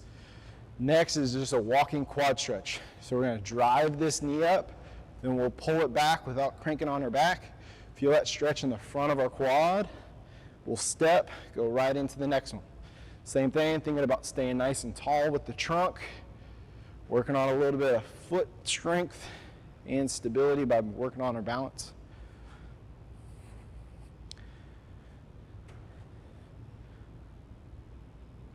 All right, so we've gone through our walking drills. Those are just 4 simple ones. Next, we're going to go through an ankle mobility drill and a thoracic mobility drill. So the ankle mobility drill is pretty simple. You're going to find a wall. You're going to come over Lean up against that wall so your hands are slightly up against that, up against the wall or something that's not going to move. And you're just going to kind of bend your ankle until you feel a little bit of that stretch in the back leg. So this is the ankle that I'm working on. I'm going to go through maybe 5 or 10 reps here. Then we'll switch and we'll get that other side. So the ankle is really important because that's what accepts load when we're running. So we want to make sure that we're keeping those joints nice and open. And then next, this is going to be working on our trunk. So when we run, we actually have a little bit of rotation to our spine. So we want to make sure that we're keeping that nice and open and equal on either side. So you're going to sit back on your heels. You're going to take your hand behind your head, and you're just going to turn and stretch. We should be able to take that elbow and point it close to all the way up towards the ceiling. You're going to do maybe 5 reps here.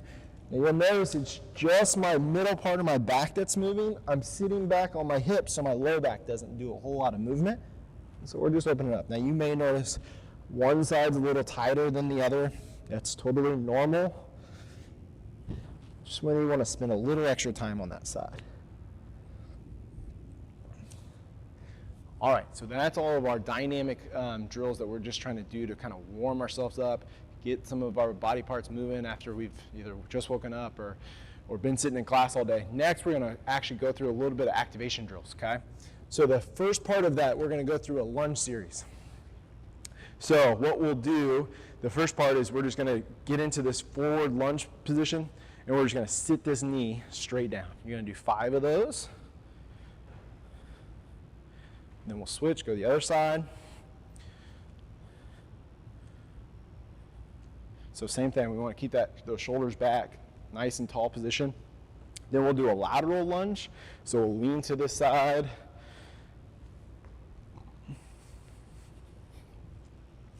And then go into the other side.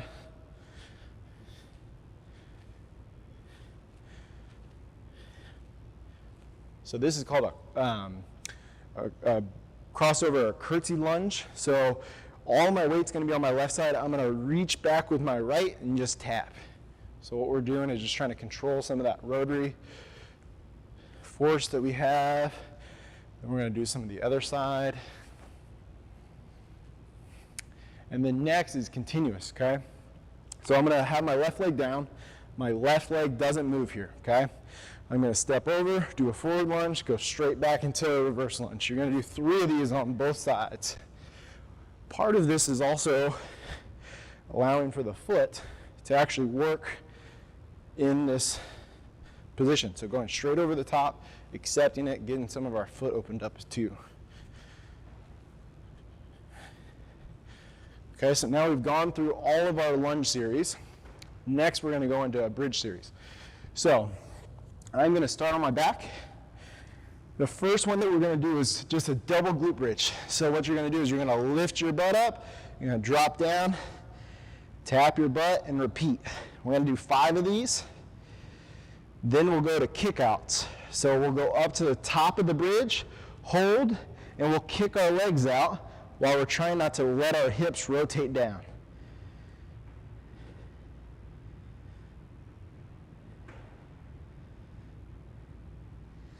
Now we'll do a walkout. You'll really feel this in the hamstrings. So you're going to be here and you're just going to slowly walk your legs out, then come right back, all while trying to keep those hips up off the ground.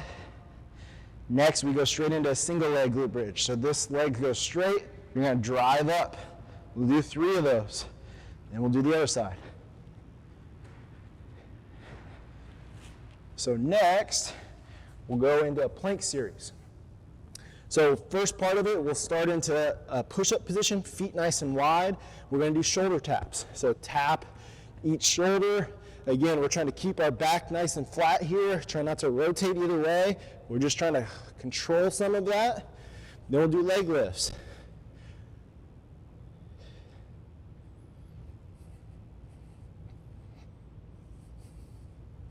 Then we'll drop down to our side. So that really works the anterior core, stresses some of the front side of our hip. Now we'll go into a side plank. So I actually like going from our knees because that really tends to really load the lateral hip more so than if we do a regular side plank from the ankles. So you're gonna come here, we're gonna lift up. There's gonna be two different parts we're gonna do. The first part, we're gonna straighten that leg. We're just gonna lift this leg. You'll really feel this on this bottom hip. That's the one that we're working. So do about 5 of those. Then we keep that knee bent and we'll open that up. We'll do a little bit of rotation. So all the while, we keep our hips extended forward and this hip up off the ground. So those are your activation drills that you're gonna go through. As you've noticed, we did all the dynamic walks. We did all of the activation drills prior to getting into our run or our workout. That took less than 10 minutes. See if you can take a few of those pieces and start incorporating that into your warm-up. Now you can still, if you have a tightness area that, hey, my calf always gets tight, you can spend a little bit more time on that and a little bit less on some of the other things, but you want to try to keep this short and condensed so you don't feel like you have 30 or 40 minutes of activation stuff before you go out on the run. All right, guys, so this next section that we're going to go through is strength and conditioning for runners, okay? So I believe strongly in strength and conditioning for runners for a couple different reasons. One is the injury prevention piece. So part of what we do with running is we're always running forward, okay? So we want to make sure that we're strengthening some of these areas that we're going to go through. There's 3 main muscle groups that you're going to hit, that you're going to mostly use when you're running. So we're going to talk about those before we get going, but all of these exercises are made and isolated for those areas. The other piece is that we actually want to have a little bit of loading to our body. Part of that is because we want to actually increase some of the stress on our body. So when we run, we can withstand some of those levels, especially if we get into some of the higher mileage pieces or people that have had a history of stress injury. So some of these exercises are actually designed to try to stress some of our skeletal system so our bones get a little bit stronger. The second piece that we really make sure that we do the strength conditioning piece for is just for running efficiency. So a big part of some of these exercises are geared towards runners to actually make you a little bit more of an efficient runner, and especially towards the end of races, when you're tired, when you're fatigued, to have that finishing kick, that's really, really important. And so we really want to make sure that we're nice and strong in those areas so we can finish into races nice and strong, okay? So the 3 main areas that we really focus on with runners is the hips, specifically the lateral hip, which stabilizes our lower leg. So if you notice that your knee is always caving in, that probably tells us that we need to work on some of that lateral hip strength. The second part is our quad. So our quad is what actually accepts load. So when we land on that leg, we have to have a nice strong quad to accept some of that load through our knee. And then the third part is our calf, okay? The calf is made up of 2 different muscles, your soleus and your gastroc, so we'll differentiate a little bit in between that. But the other part is it accepts and decelerates the load at our ankle joint, but it also helps kind of push us back off as we go, okay? So the first exercise that we're gonna go through is specifically mostly for that quad. It's a little bit of lateral hip too. It's a rear foot elevated split squat, or a Bulgarian squat as some people call. All you need is something that you can have your leg up on. I'm going to use this stand, which is actually made for Bulgarian split squats or split squat, rear foot elevated split squats. But you could simply use a stair at home. I've even seen people use cinder blocks that are $1 from Lowe's that you can just have your leg propped up on. Okay, so what you're going to do is you're going to have your rear foot up on that base. Now if you have a stair or whatever, you can just have your toe kind of loaded up on top of that stair or cinder block or what have you. And all you're going to do is have this knee go straight over the toe. So very similar to running, we have to accept load, then get out of it. So we're going to repeat this. We're going to go through about 10 of them. Now I would start with no load here, no weight, but eventually you're going to want to add a kettlebell or a dumbbell or something to your hands when you're doing these. Make sure you get both sides. Now again, this is also a good check-in. What side's harder? What side is it harder to keep this knee tracking right in the right spot? So if you notice that there's one side that's more difficult, then we're probably going to do a little bit more reps on that side. So next, we're going to get into a little bit of calf work, okay? So I'm going to use a kettlebell here. You want to make sure that you add a little bit of load on this. I'm going to use this for balance. I'm going to hold up. I'm going to go up with 2 into a heel raise. I'm going to take my right foot away, and you'll notice that my heel stays nice and tall there, and I'm going to slowly lower on that right side. Then I'm going to switch, go up with 2. I'm going to take my left one away now, and I'm going to lower down on my right. You're going to do maybe 5 to 8 reps of these. I have about a 15-pound kettlebell right here. I would start light, maybe even start with no weight, and then eventually you can kind of add on. So next, we're going to use that kettlebell as well. We're going to go through some walking drills next, okay? So this next drill that I really like, it's called a suitcase carry. So we're going to be holding that kettlebell off to our side. We're going to want to work on keeping our body upright. So we want to keep our torso straight up and down, similar to what we do when we're running. And then we're going to march. So it's actually a good running drill. It's a good lateral hip strength exercise. And it's just a good lower body drill just to work on some of our positioning. So I'm going to hold that kettlebell in my left hand first. And all I'm going to do is I'm going to go up with one, hold it there. Now that weight's going to want me to pull over to that left side. So it's going to want to drop me out this way. I want to keep my shoulders level, drive that up. This is like basically holding a side plank, but in a marching position. So it's really working on a lot of good fundamentals. Now you're going to want to make sure that you do both sides when you do that. Next, we're going to use this loop band, okay? The loop band's going to go around my arches. So it's going to sit right in here around my arches. Now the reason I use my arch is it tends to activate the back side a little bit more than the front side, which is what we want. I'm going to bend down, I'm going to keep my shoulders nice and level, and I'm going to walk to the side. So as I'm walking, I'm feeling this big time in my hips.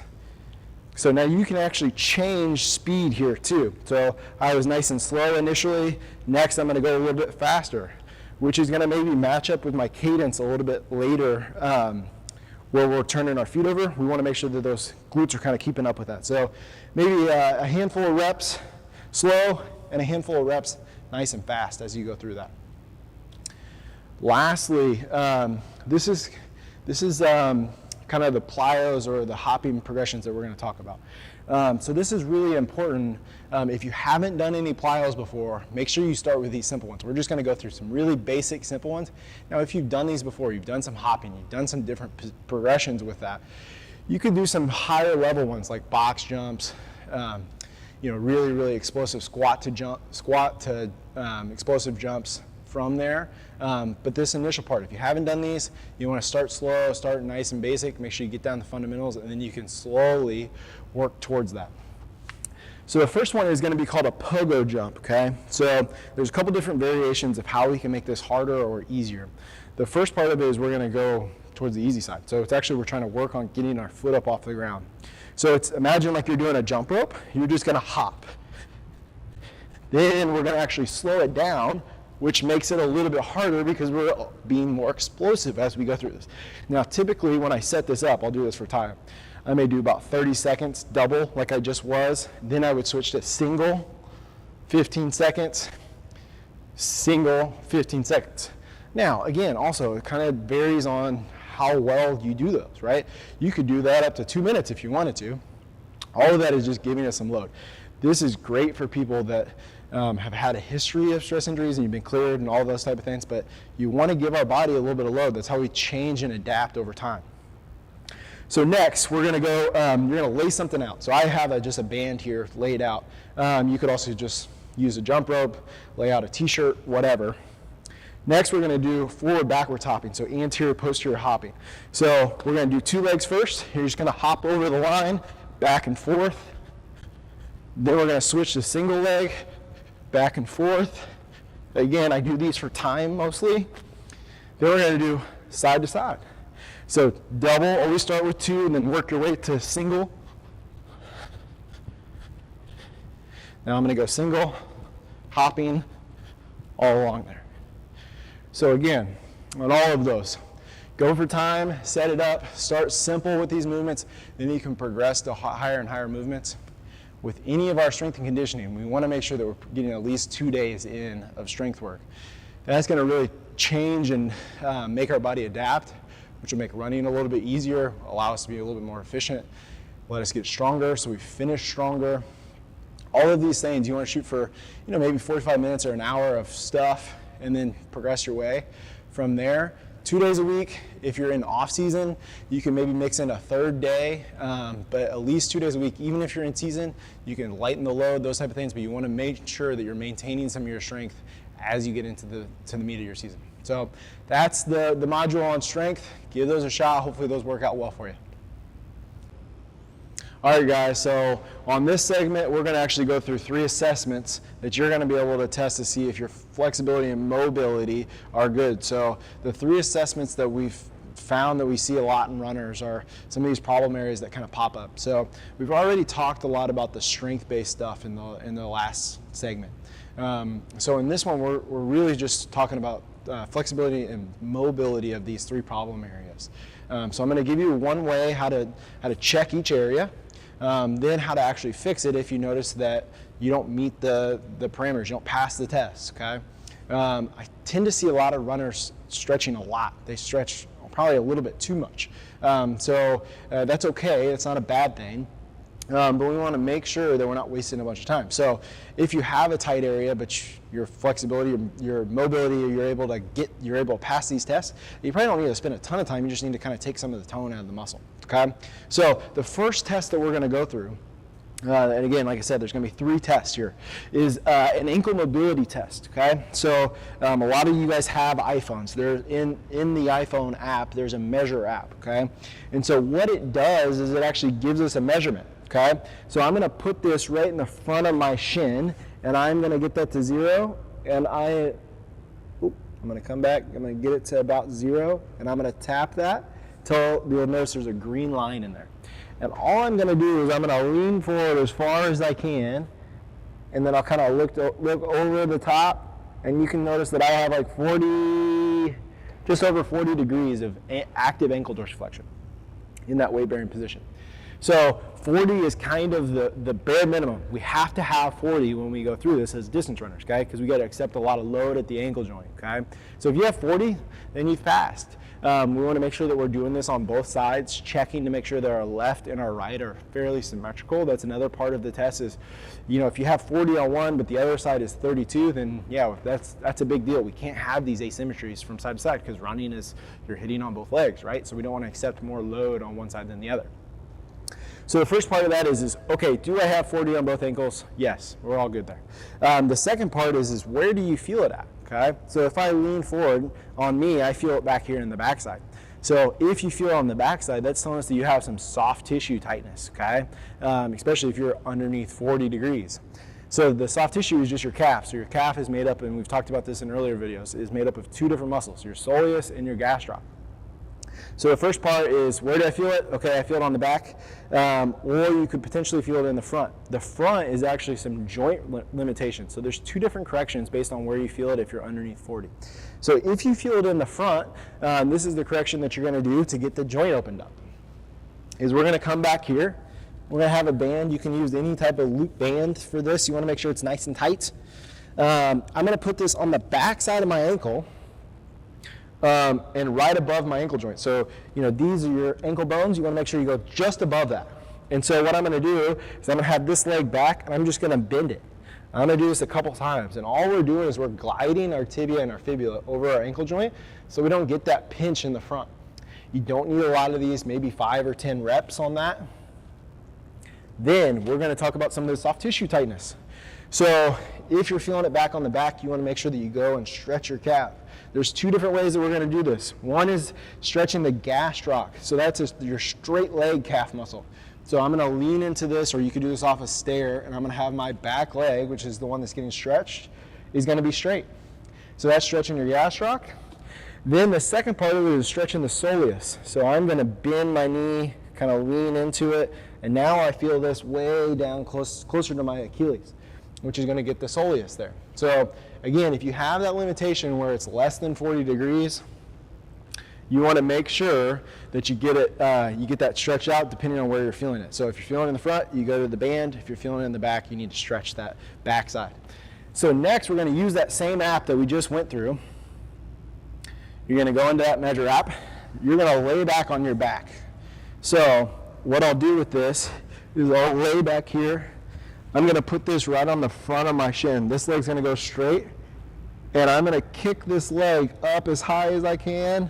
So you'll notice, so if I come back here and I tap the green and I kick all the way up, I want to get 2 past 70 degrees or close to it. So I'm, again, right at that 70 degrees. So that tells us that I passed that test. Now you may need a partner to help you out with that one. But if we get that 70 degrees, then we're all good, okay? If we notice that we're a little bit tight, we probably need to add some of these flexibility stuff into your drills every day, okay? So for the correction for the hamstring, if we're less than 70 degrees, you're gonna get something that you can prop your heels up on and your ankles up on. So I have a mat. You could use a 2x4. You could use, a book, whatever. And you're gonna take a foam roller or a towel. You're gonna squeeze down on that foam roller, okay? I'm gonna lift my hands up. I'm gonna reach down and try to touch my toes or as close to it as I can. I'm gonna repeat this. We're gonna do about 3 to 5 reps here with my toes up. And then I'm gonna switch to the other side of, the book or the 2x4, the pad. I'm gonna do the exact same thing, but now my toes are gonna be down. So I'm gonna squeeze down on that foam roller, I'm gonna reach up, and I'm gonna try to attach my toes. If I can't get down there, then just bend your knees and get the rest of the way. Try to go a little bit further each time. So again, that's gonna be 3 to 5 reps on that. All right, so that's the assessment 2. So now we need the third assessment. So on this one, you're gonna need a table of some sort. So what we'll do with this assessment is I'm gonna have my butt all the way towards the end of the table, okay? And I'm gonna just lay all the way back. I'm gonna pull this knee towards my chest as far as I can. So what we're looking at is this quad and hip flexor tightness. So hip flexor tightness would look like this, where my knee can't get parallel with the table, okay? So you can see my thigh is basically in line with the table. If you notice your leg kicks way up like this, that tells us we have a little bit of hip flexor tightness. Or if you see that your leg kicks way straight out like that, that tells us that we have a little bit of quad tightness, okay? Or you could have both, where this kicks out and this kicks out. That tells us that you have a little bit of hip and quad tightness. So if you need the correction for that, what we'll do is we'll, again, get that pad out so you can put your knee down. And then I'm using a ball. You just have to have something that you can prop your rear leg up with. So you could use a step. If your couch is nice and shallow, you can do that. But you're gonna have your leg up here. We're gonna have my thigh on straight underneath our hip, which is straight underneath my shoulder. I'm gonna think about squeezing my butt, and I'm gonna drive that hip forward. Now here, you saw on the correction, I did not have a tightness or a limitation there. I still feel a huge stretch through the middle of my quad here, okay? And a little bit of my hip flexor. So this is a good stretch. If you do get chronic tightness here, you still want to make sure you're working on a little bit of the strength-based stuff too, but good stretch to kind of finish up runs with. So those are your three assessments and 3 corrections that go along with those assessments. So if you're uncertain on what parts of areas that you should be stretching, those are 3 areas that tend to get tight in runners, and see if you need to incorporate that into your program or just every once in a while hit that stretch. All right, guys, so here's the last section that we're gonna go through. This is gonna be recovery, okay? So recovery is really important, especially in the period of time that we're at. So it may be hard to get into very specific, into the training room, do our normal routine. So I wanted to give you guys some tips and tricks that you guys could actually go through if you don't have access to be able to get into those things. So recovery is a pretty big buzzword that we have right now, and there's all these different marketing and devices that are out. So you have Normatecs and Game Readies and ice tubs and cryo chambers and all of these different pieces that actually require us to go somewhere.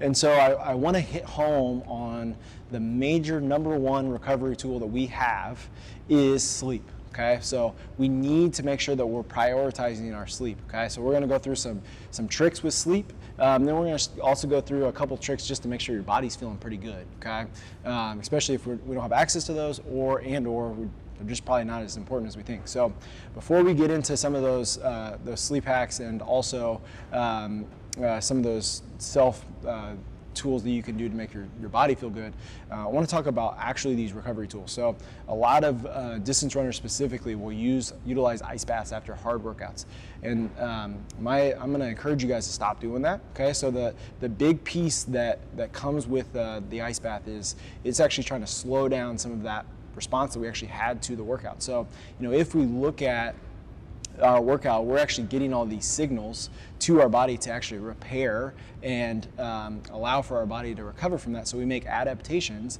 and get a little bit stronger to it. So if you are going to use an ice bath or what are these other recovery tools that we've just talked about, make sure you guys push those towards the end of the week. So one spot that we would utilize that would be like on a Friday. If you guys have just like a pre-meet before a Saturday meet, that would be a good time to do an ice bath, because you typically have just done a couple miles, super easy run. So there's really not much of a change that we're trying to shoot for, not an adaptation that we're looking for. So if you're trying to freshen up your legs, maybe that's a good time to actually jump in the ice bath or use some of these other recovery tools. But try to get out of the habit of really every single hard workout that you do, you're jumping in the ice tub. And try to also minimize the time. You don't need a lot of time in the ice tub to kind of freshen up your legs, okay? So again, what we talk about, we're trying to get that repair of our body after we break it down. That's what we want. We want to break down some of the muscles. We want to give the bone some of that shock to it, some of the force, so we can make these changes. So like what we said earlier, sleep is the #1 tool to kind of repair and rejuvenate, so we make these adaptations. So there's 3 tips that I really like for sleep that I encourage people to do. So one is just try to have a consistent bedtime, okay? So that may be 10 p.m. at night and 6 a.m. to wake up. So for school, that's typically about what most people will shoot for. Try to keep that consistent even into the weekend, okay? So Sunday, people tend to try to sleep in a little bit, catch up on some sleep. Try to keep it as consistent as you can. Now, an hour or 2 wiggle room is okay, but if we tend to get that big sleep, that will kind of mess up our sleep going into the next week. So try to keep it consistent. The second part is these are called blue light blocking glasses, okay? It's a super, super simple, easy, cheap way of actually decreasing some of the blue light spectrum that we have in the evening. So I got that pair off of Amazon. They're super, super inexpensive. I know that you guys are going to be on your computers and your phones and all of those type of things in the evening, because you've been at school all day, you've been at practice afterwards, you have to get your work done, right? So me telling you to get off your devices is not a great tip, but what I could do is throw on those blue light blocking glasses. You only want to do these in the evening because some of the blue light actually keeps us alert, so if we do it in the morning, it's a good thing. But you pop those on if you're watching TV or on your computer. That way when you go into bed, you can actually get some good restful sleep. And then the third tip is actually trying to just keep your bedroom nice and cool. One other little tip, if that's not applicable, it's in the summertime, it's hot, I'm sure it's hot in Virginia and surrounding areas, is to actually just take a quick little short cold shower, 20-30 seconds right before you go into bed. What actually puts us to sleep is when our kind of core body temp drops a little bit, and so if we can kind of accelerate that by getting a little bit of a cold shower, that may actually help improve our sleep as we get into it and get into a little bit more restful sleep. So those are my 3 tips for the #1 recovery tool, which is sleep. Okay. Next are 2 little tips that I like to go through just to kind of freshen up your legs. So there's 2 areas that tend to get really, really tight for most of our runners. Usually it's the calves and the hips. So again, like we talked about, there's a bunch of high-tech tools that are out there right now. A simple lacrosse ball, which you should be able to get at your local sporting goods for a couple bucks, is a great, great tool. It's super small, so you can throw it in your backpack and you don't have to lug around a bunch of equipment. And then B, it's inexpensive, and so you can do it anywhere. So to use the calves, I like to take that ball and kind of find some of those tight spots. So it tends to be, for most distance runners, the inside part of our calf is what gets really tight. So we're gonna kind of turn our foot in and we're gonna sit on some of those spots. So like for me, that's a tight spot right there. So what I'm gonna do is I'm gonna kind of pump my foot back and forth and work that area of the calf. And then you can kind of scan the rest of the calf and see if we have some of those tight spots. So you don't want to do a bunch of time at this, maybe 30 seconds per area, and then move on. So again, if you're not having the ability for someone to work on your calves that you may have in the past, you can use a lacrosse ball and get very similar work. The next is we're going to put it underneath the hip. So we're going to stick that underneath that hip. I'm going to cross that leg of the hip that it's on, so it's underneath my left glute. I'm crossing my left leg, and then I'm leaning over towards that left side, and I'm kind of rolling this out. Okay, so again, I'll find a tight spot, 5 seconds in that spot, I'll move around, find another tight spot, 5 seconds there, and then we're moving on. The other part that we may hit is kind of getting into the front of the hip, which is the TFL. And so that, a lot of times when we have like the IT band tightness, sometimes the TFL is what gets tight. So with that, we have to put it on the front of the hip and then roll over onto that hip, okay? So those are 3 areas that we hit. 2 of the main areas is, like I said, the hip, the back side and the front side, and then the calf, all around the inside of the calf, the outside of the calf, and the middle of the calf. Good. And then the last piece that I really like is these are called yoga toes. Okay, so these are toe spacers that actually space your toes out and allow for our toes to open up. So how you do these is you stick them down in between your toes, and they just sit right in between there. You open that up, and it allows our whole foot to just be opened up, okay? And so the reason that we do this is, as distance runners, we're in our shoes probably more than anybody, and especially we're in those tight-fitting shoes like our spikes, our flats, all those other things. So if we can open up our foot, that allows our intrinsic muscles of our foot to kind of relax, our plantar fascia. People that have chronic calf tightness, I usually encourage people to get some of these. Again, this is a super simple, cheap way. I think you can get them for as cheap as like $8 or $9, up to 20 or 30 bucks on Amazon, depending on which brand you go for. But that, again, allows our calf, our foot to just relax and open up a little bit. Simple tool. You don't need to rely on somebody else to do that. You just pop those in. You want to start short, 5-10 minutes, and then you can kind of work your way up. And it's just something you can do while you're watching TV. All right, guys, so those are the number one recovery tools. Remember, sleep is super, super important, so make sure you're getting that. Give some of those a try and see what you think. All right, campers, so hope you guys are able to pick up on at least a couple of these little tips that we've gone through and can start incorporating this into your program, into your recovery, and into your warm-up, okay? Please, if you have any questions, this is going to get uploaded to YouTube, so I'll kind of keep an eye on some of those comments over the next few weeks. So if you have any questions, specific questions, please don't hesitate to reach out in the comment section. If you like the content that we put together for you, you can hit that like button on there. Or you can always reach out to Coach Helmer. He can give you my contact information if you have more specific questions and would like to reach out. Again, I really appreciate you guys tuning in, and I hope you can take a few of these tips. Good luck in your cross-country seasons. Run fast and run hard. Hey guys, this is Nolan Jez. I run the Virginia Milesplit site. I wish I was at camp this year, being able to beat everyone in ping pong and participate in a lot of the really, really fun activities, watch the talent show, stuff like that. Some acts are great, some acts are, but anyways, since I can't be there this year and we're doing it virtually, I want to give you a little bit about milestad.com. So first we're going to start it off with a Workout Wednesday, something that we do every year and try and do, so check that out first.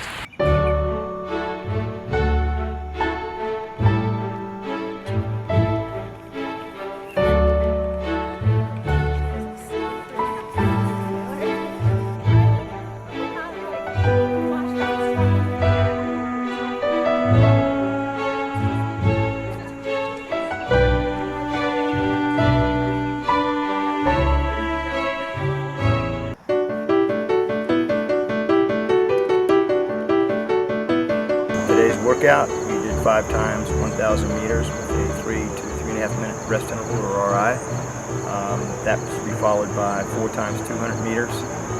Bethany's pace today was based on 4:46 to 4:48 mile for the thousands and for the 200s. I guess basically for pace, basically to give her a sense of what her pace should be on the Great American course. We understand it's a fairly fast course. It's a fairly level course, and so we picked this site today because of the familiarity that we have with that course, that this might be more realistic in terms of type of workout for pacing.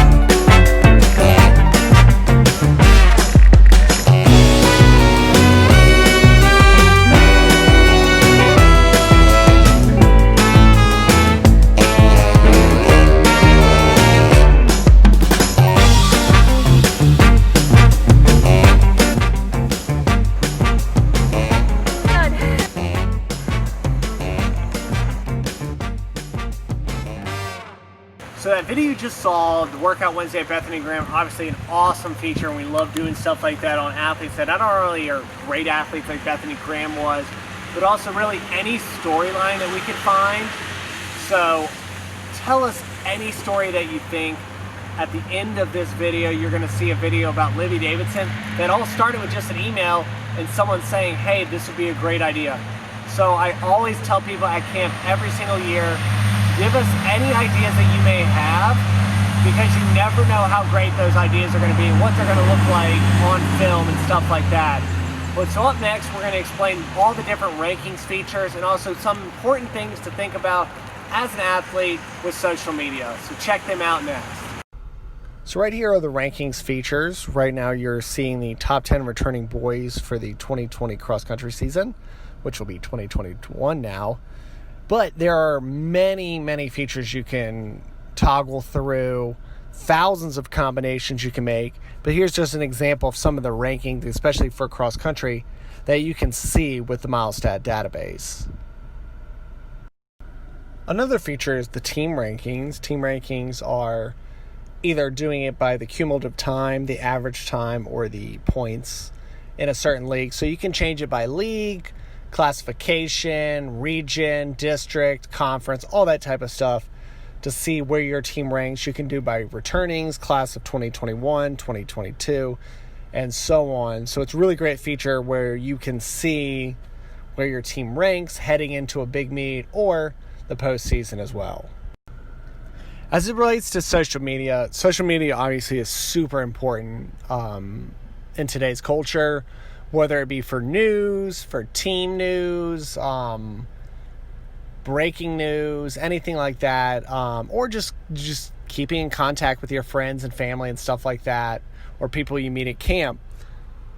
The thing about social media, though, is a lot of people are watching it that you may not realize are watching it, so it's very, very important to always be cognizant of who's watching, who's looking, and, act appropriately. Here's an example of us just putting out a normal social media post and attaching multiple profiles and people to really try and get a lot of exposure. That's a really good tactic that you could use to be noticed as a runner.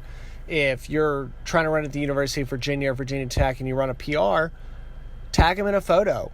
Let them know that you're out there. Tag your high school, stuff like that, or tag us mostly at milestat.com so that you can, get a retweet or a favorite or something like that and get a lot of exposure on social media. So kind of following suit with that, like I said, tag us and stuff, or, send us direct messages, anything. Let us know about news that's happening, because sometimes it's really hard for us to know what exactly is going on in the state. So don't be afraid to send us information. Like the tweet you're seeing is a signing tweet. We love anything. When you want to know when you know where you're going to college, please send us a tweet.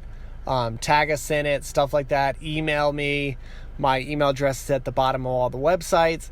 Let us know ahead of time for news, because you never know the stories that may be out there that we would love to cover. A lot of the stuff starts in a conversation. So always tag us and stuff like that. It's especially good for colleges to get your name out there and your performances out there as well.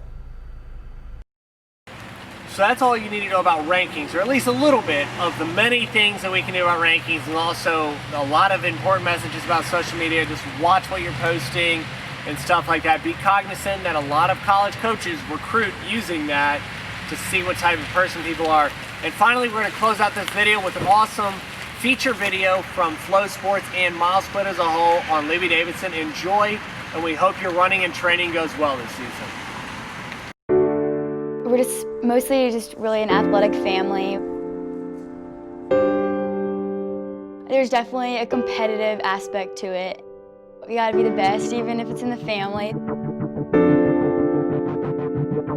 Libby, she was just getting so good. I said, babe, I'm afraid I'm gonna start holding you back.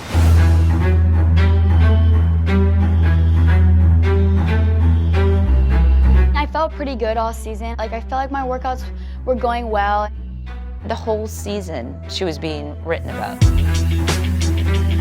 Number 3, flow track in the beginning. Number 2, returning senior. They're already writing about that. So there's a lot of hype. Every now and again during the season, I would feel like something in the warm-up. It felt like a bruise, like on my pelvis. And then by regionals, it was more apparent that something was there. Runners to your mark.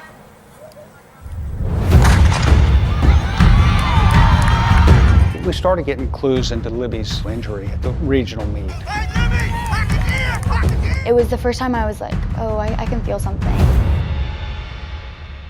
It was about maybe a half mile to go. I remember being like, oh, this is probably not that good.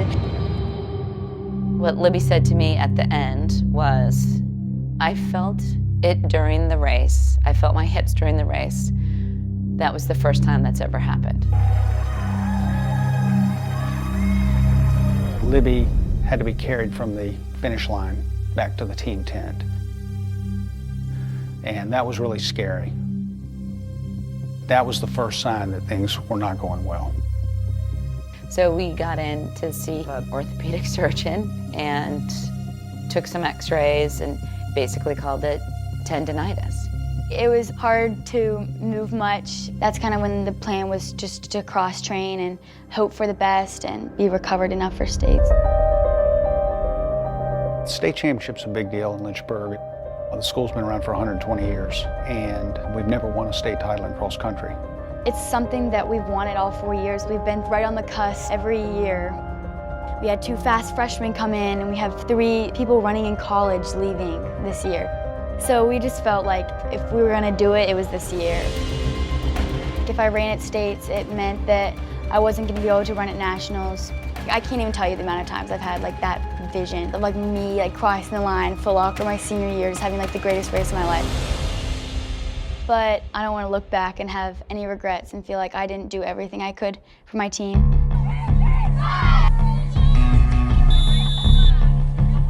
Going into the race, they could tell I was concerned. I remember saying this to one of my teammates, I would just be more confident if I knew where I stood right now. But once we got there, it was go time.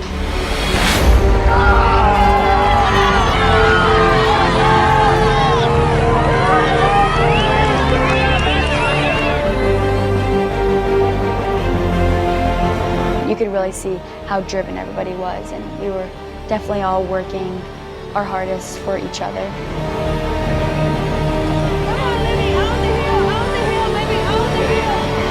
The issues didn't really occur until like the end.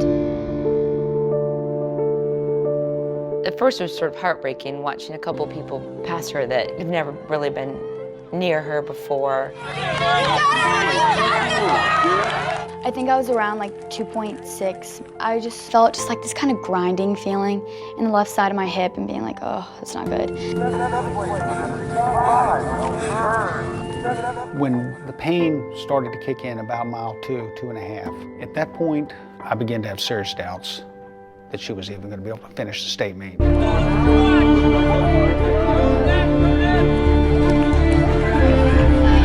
Brooke ran up to her. They actually talked on the course. They were running beside each other. And Brooke was encouraging Libby to run, saying over and over, Libby, you can catch her, you can catch her. And Libby just looked at Brooke and said, no, Brooke, you can catch her.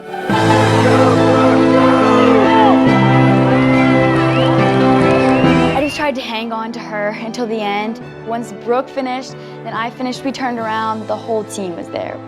It was insane. Everyone PR'd. From the second she finished, Libby literally couldn't walk. I came in and picked her up, and she was crying, and I'm crying, and it's okay, baby, you did such a good job. And Libby said, I'm sorry, Mom. I'm like, no, how the heck can you be sorry? You just put everything on the line. You left everything out there. You did the best job we've ever seen. It was awesome. I was lying on the ground, and they were like, we won! And so we were all, like, all my teammates were right there, and we were all really excited.